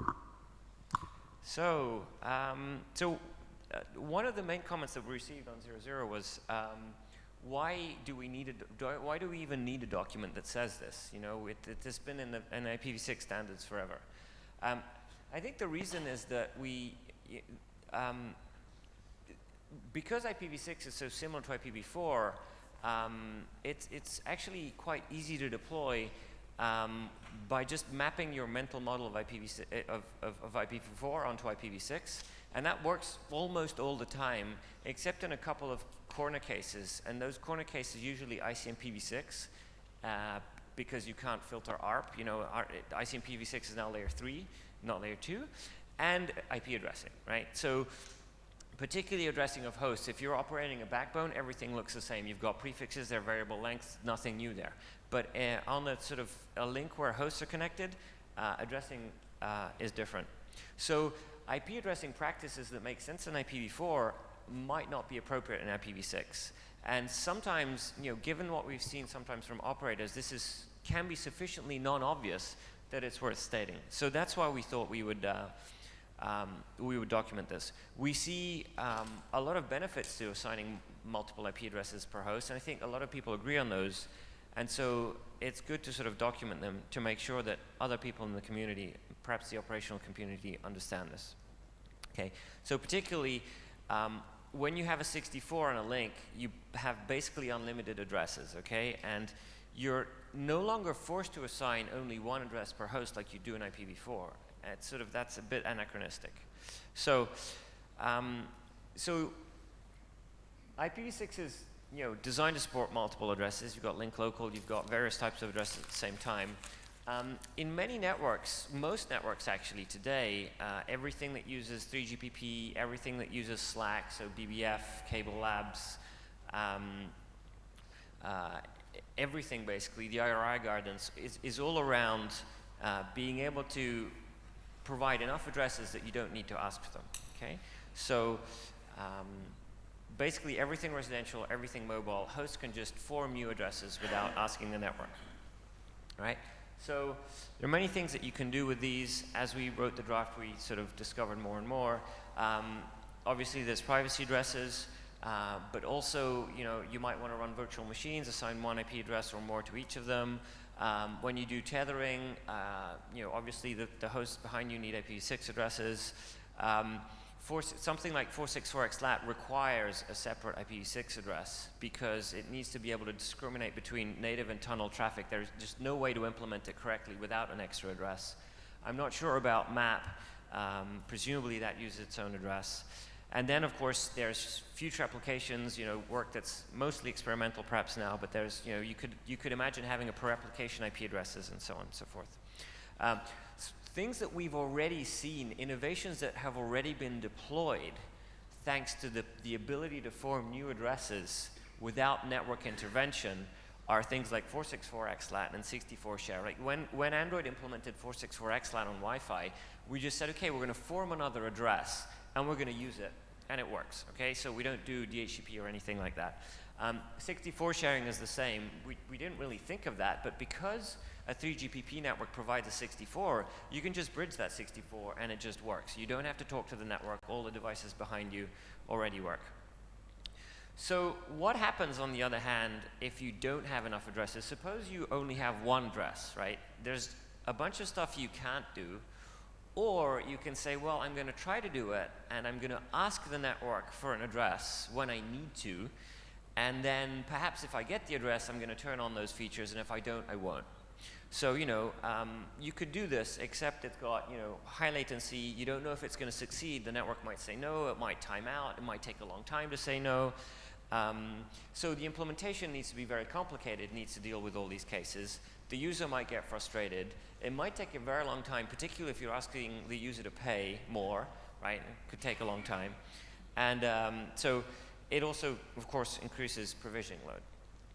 So one thing that can happen if we try to provide these features anyway, in order to simplify the user experience, is to just implement NAT66 on the host, right? We basically, just like in IPv4 where we get one address, we enable all this stuff. If you do a VM, you don't think about it. You just, NAT it, right? And that's how you do it. So we could do this with NAT66, but there's, we have a lot of, NAT has a lot of well-known drawbacks, which it would be nice to avoid. In IPv4, we don't really have a choice. We have to have those broad drawbacks because we don't have enough space. But in v6, we're not forced to scarcity, so we can avoid these drawbacks by simply using more addresses. IAB advice is that deployment of NAT66 is not desirable. So, we should at least try not to do it if we can. So, there are various ways in which you can obtain multiple addresses. And I won't bore you with the details here, but one of the things that struck me when I wrote this table is that the thing that actually most matches the DHCP4 semantics is DHCP6 PD. Because it is the same in the sense that you have to ask the network for addresses. But it is, and it's the same in the sense that you get an address and you never go back for more. That address is all you need. It is the same in that you can do whatever you want behind you using, without asking the network. And it is even the same in the sense of it has similar scarcity properties than DHCP4 in the sense that it forces you to manage your network and count IP addresses, right? So it's really quite similar. IANA, for example, when you're using DHCP6 as it's conventionally used, essentially gives you an unlimited number of addresses per subnet, but you still only get one. It's slightly different from v4. So it sort of gives you one address, so it's scarce, even though it's drawing those addresses from a resource that's unlimited, effectively. So it's slightly different. So how many addresses does a host need? Now, instead of trying to pick a number, we said, okay, we have some use cases for multiple addresses. What happens when we go through those use cases? Okay, well, so when my workstation is on for a week, it has 7 privacy addresses. It has a global address. Then if I wanted to turn on 464xlat on it, I'd have another address.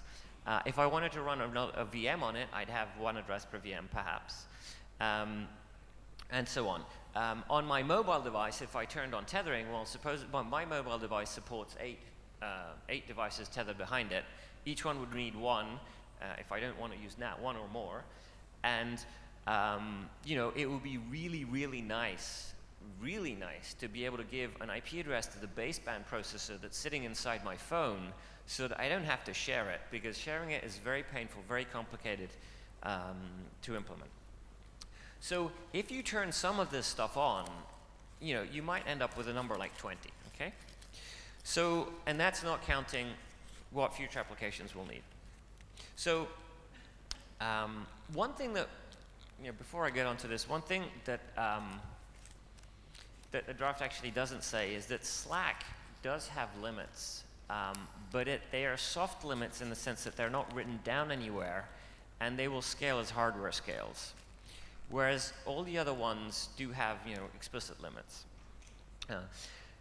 In any case, what the draft says is that networks should provide, it is recommended to provide multiple IPv6 addresses when a host connects. So when a host attaches to your network, it should be able to get enough address space at the time when it attaches, okay? You know, whether you give it, I don't know, 32 IANA addresses, or you give it a 64 by DHCPD or so on, then when you attach, you get all the addresses that you need, and you don't have to come back for more. The second recommendation is don't impose a hard limit on the size, on the number of addresses you assign to a host if you can, because that will sort of, any limit that we pose essentially limits future application development. And if the network is built in such a way that addressing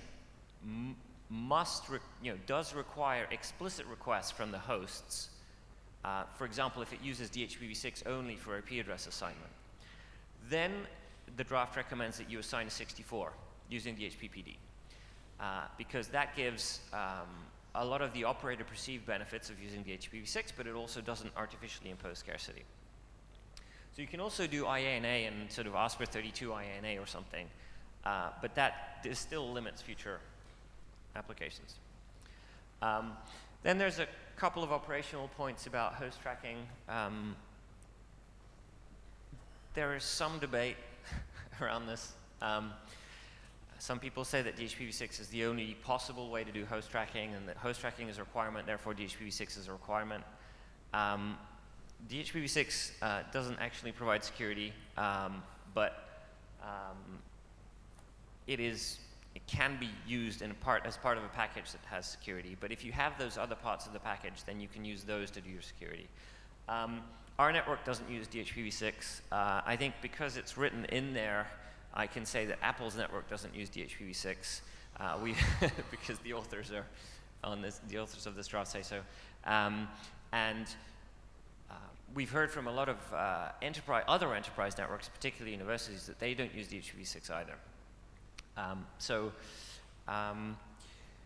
Considerations around using DHCP6 PD for addresses. One natural reaction to that would be, I don't have enough address space to assign a 64 per host. That's insane. It turns out, right, if you look at the math, if you are a small to medium-sized enterprise and you use up 192.168.0.0/16, and you assign one IPv4 address out of that, you've got 2 to the 16 endpoints, and that's equivalent to assigning a 64 to every device out of a 48. So a 48 is not really hard to obtain if you're a small medium enterprise. If you're a large enterprise and you use most of 10/8, then that's equivalent to assigning a 64 to every device out of a 40. And if you're a large enterprise that needs to use most of 10/8, you can probably get a 40 quite easily. And there's also, this is sort of a side point, if you have multiple addresses on a subnet, if you've got every device on your subnet consuming 32 addresses, you run into TCAM limitations and neighbor cache entry size limitations. But if you do PD, you basically do one entry per host, and it scales better in that sense.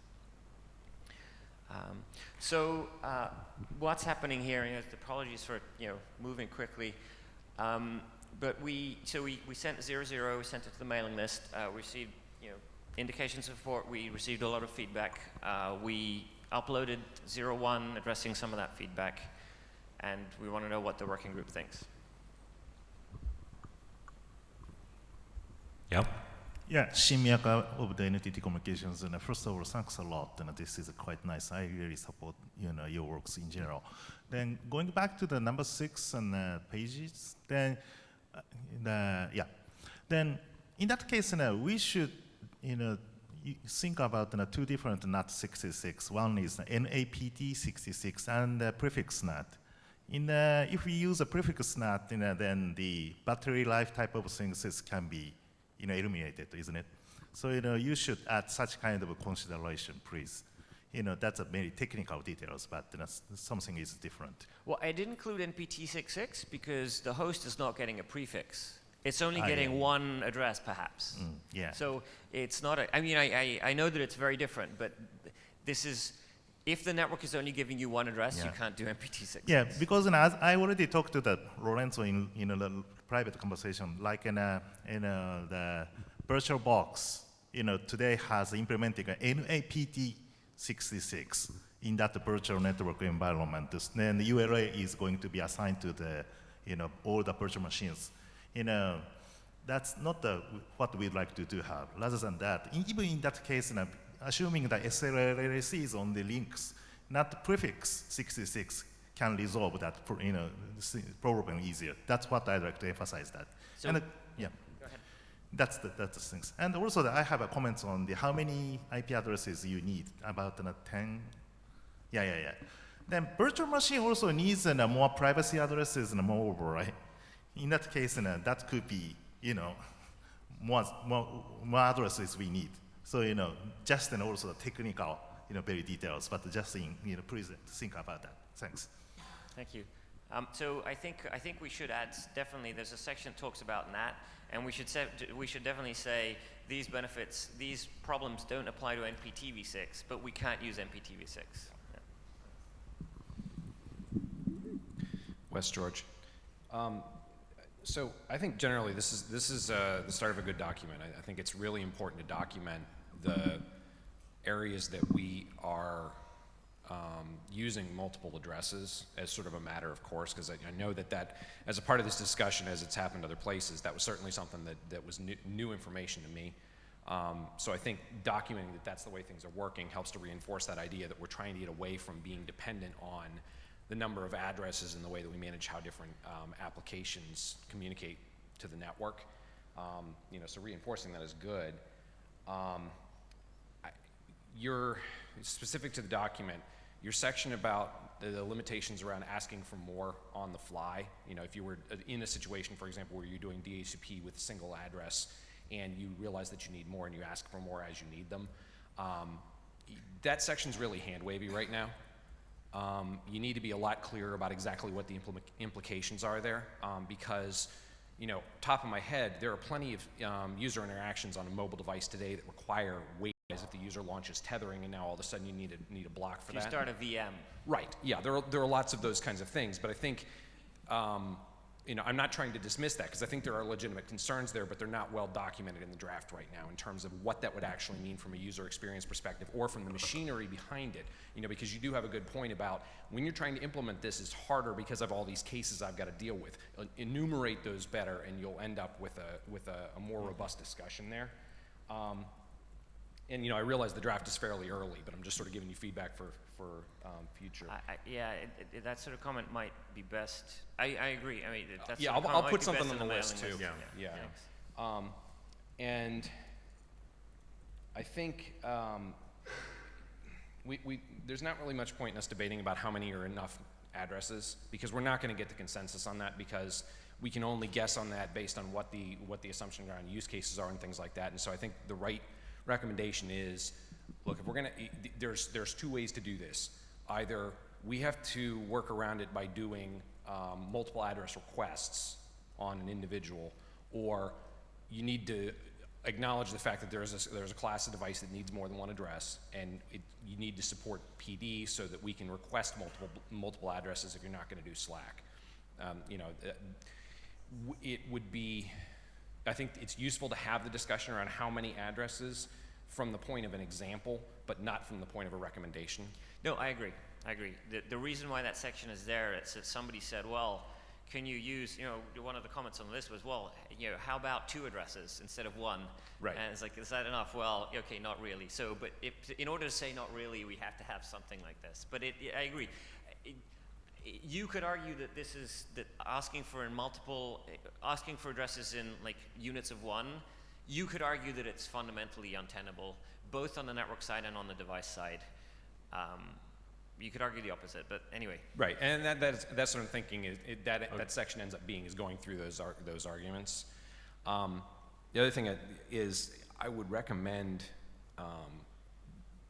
spending some time getting some data on whether or not when you're doing PD, in the cases that we're talking about, where like say infrastructure Wi-Fi in an academic network, if doing PD actually does eliminate the need to keep the ND state, because I'm not totally certain that that's true. I think it depends on how it's implemented. It doesn't. Sorry, it doesn't. You were saying earlier. Okay, I need to interject here. We have another presentation after this, another discussion. We are within 15 minutes of the end of the meeting. If you guys have comments on the draft, you want to have that discussion, let's take those comments to the list. Okay? Just in interest of time. We don't have the time to spend on this. And I need to cap the mic line. So I think Fred is actually next. Yeah, just about Fred Templin from Boeing, just about the DHCP-v6 prefix delegation. I've been talking about that in the Aero draft for a long time. What you can do with the prefix delegation is get the prefix over your wired interface and assign the prefix to a virtual interface inside of the host. And then you can assign as many IPv6 addresses as you want from that prefix to the virtual interface. So it's a weekend system model. Is that what you're finding in your work too? Well, I think that's an implementation detail, right? Once you have a prefix, you can bridge it. You can do, ND proxying or whatever it is that you want, right? You can assign it via Slack if your uplink is a point-to-point. And you can say you can build an internal bridge where, let's say, if an app wants another IP address, it can do DAD, and lots of things that you can do. Yeah, but it gives you as many addresses as you want if you do prefix delegation. Okay, Tori. Tor Andersson, can you go to the slide with the math? This one? No. The one there you compared to a /16 for IPv4, where you had 198.168. Oh, this one? Is there an error in that? The thing is that if each endpoint is supposed to get a /64, I don't think this math works out, because if you're a residential subscriber, you might get a /56. And if each device, each endpoint is supposed to get its own /64, you're limiting the amount of devices you can have to 256. Those networks aren't networks that require explicit intervention from the network to assign IP space. Okay, so you're saying that if there is slack on the link, then multiple devices can share that /64, and so if you're in a home, you can use Slack. Right, and then share a link, and you would be compliant with the recommendation. Yeah. Okay. Okay, so now I just chased a bunch of people away from the mic line. Obviously, they're going to be coming back on the list. It looks to me, my perception is that there is a lot of working group interest in this draft, and that suggests to me that we should adopt it as a working group draft, and then we're going to hammer away on the specific recommendations. And I want to check that the working group agree with me on that. So, question, would you like to take this as a working group draft? If yes, please hum. If no, okay, so we'll take this as a working group draft. It obviously needs discussion and work, but we'll do that. Okay, thank you. Please. And Ching Li?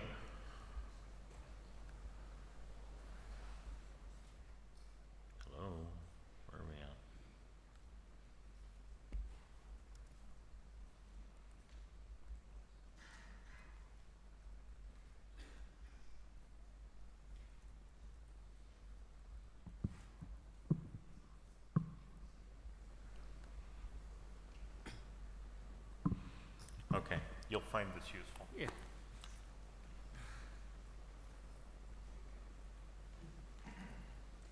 Okay, I'm Sing-Li. This is discussed ICMP translation algorithms. Actually, it's RFC 6145 bits. Okay, so the original RFC 6145 got several references. And the issue actually we have discussed, they have 4 things. The first actually is error. When we work from original 2765, okay, there is ignorance of the extension headers. So this is just put back the original 2765 issues back to here. And the second, that's the process in 6-man about atomic fragments. And actually, the RFC 6145 has this mechanism, but it is just an option. The RFC 6145 bits make this mechanism is the default and the only one. And you can refer to the presentation back to IETF 76. Let's discuss if, okay, the principle is follow the original 2461. That means, okay, if in the IPv4 side, and if df equals 0, then the IPv4 side may return a packet to big message, which is less than 1280. It is the minimum MTU in IPv6. In the original RFC 2460, this requires the end host to do not fragment the packets, but include a fragmentation header without actual fragments. That's the problem for the security issue and discussed in 6-man. And fortunately, back to the days we wrote 6145, because about 40% of the host does not really comply RFC 2460, so we have workaround. And now this is the default and is the only option in order to avoid automatic fragments. And the third updates is quite easy. As according to RFC 6791, discussing the source addresses generated by the routers in the IPv6 path. However, those addresses are not IPv6 translatable address, so cannot be translated. And in this case, actually, we use the ICMP interface extension, so that's documented in RFC 6791. And this is, again, the presentation from IETF 83, so you can get references. The last one is the explicit address mapping. This is the activity in this V6 operation group. And the idea, okay, you may be familiar with that. And the basic idea is a manual configuration of the address mapping for the data center translation. You see the Taurus document. And the original idea, we are thinking this is a simple thing. So besides the default 6152 mapping, the translation document, this is bits, can add some sentence discuss the explicit mapping algorithm. However, there is an issue about hairpin, which is quite complicated. So actually, in this morning, we also discussed, we thinking probably we will refer explicit address mapping plus the hairpin handling to another document. So that's we decide. Oh, the reason is actually because the RFC 6145 bits is basically the protocol translation or header translations. The stateless mapping is referred to RFC 6052 plus the one I just mentioned, the ICMP one, it's 6791. And the stateful translation actually is referred to RFC 6146. And currently the activity map T is A plus P extension of RFC 6052. It's the RFC to be 7599. It will be published very soon. And also there are informative reference. Okay, for address mapping is RFC 6219. And again, RFC 7600 to bits. So, as I just mentioned, the idea is RFC 6145 bits will refer explicit address mapping to another document, which is actually the drafts in this working group. So the question is, we will discuss this in IPv6 Ops, right? Maybe Fred Baker, could you please add something?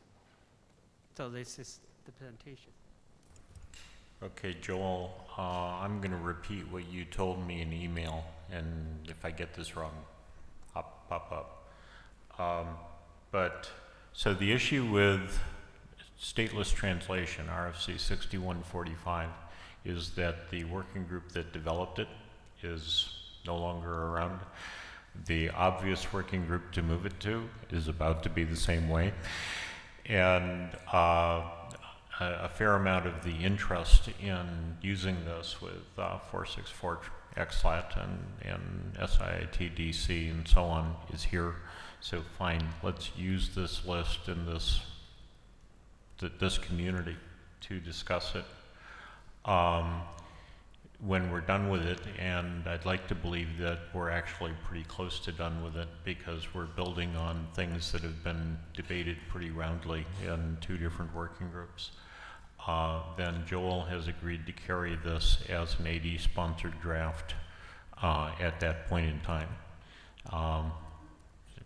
And he just raised his thumb, so I said that right. Now, what that implies is I was expecting to take the EAM draft and actually fold that into here. That turns out to not be appropriate, and because that's the discussion we had this morning at breakfast. And the reason for that has to do with hairpinning and kind of some of the implications of hairpinning around. So we'll publish the EAM draft as a separate RFC and let this one refer to it. The work from Fernando Gaunt's work in 6-man actually has gone in here. And so we'll be having that discussion on the mailing list. Does anybody have a problem with that? Seeing none. So that's what we're going to do. So with that, we've actually, it's now 11:26. The meeting ends at 11:30. We actually made it happen. So thank you very much, and have a good weekend.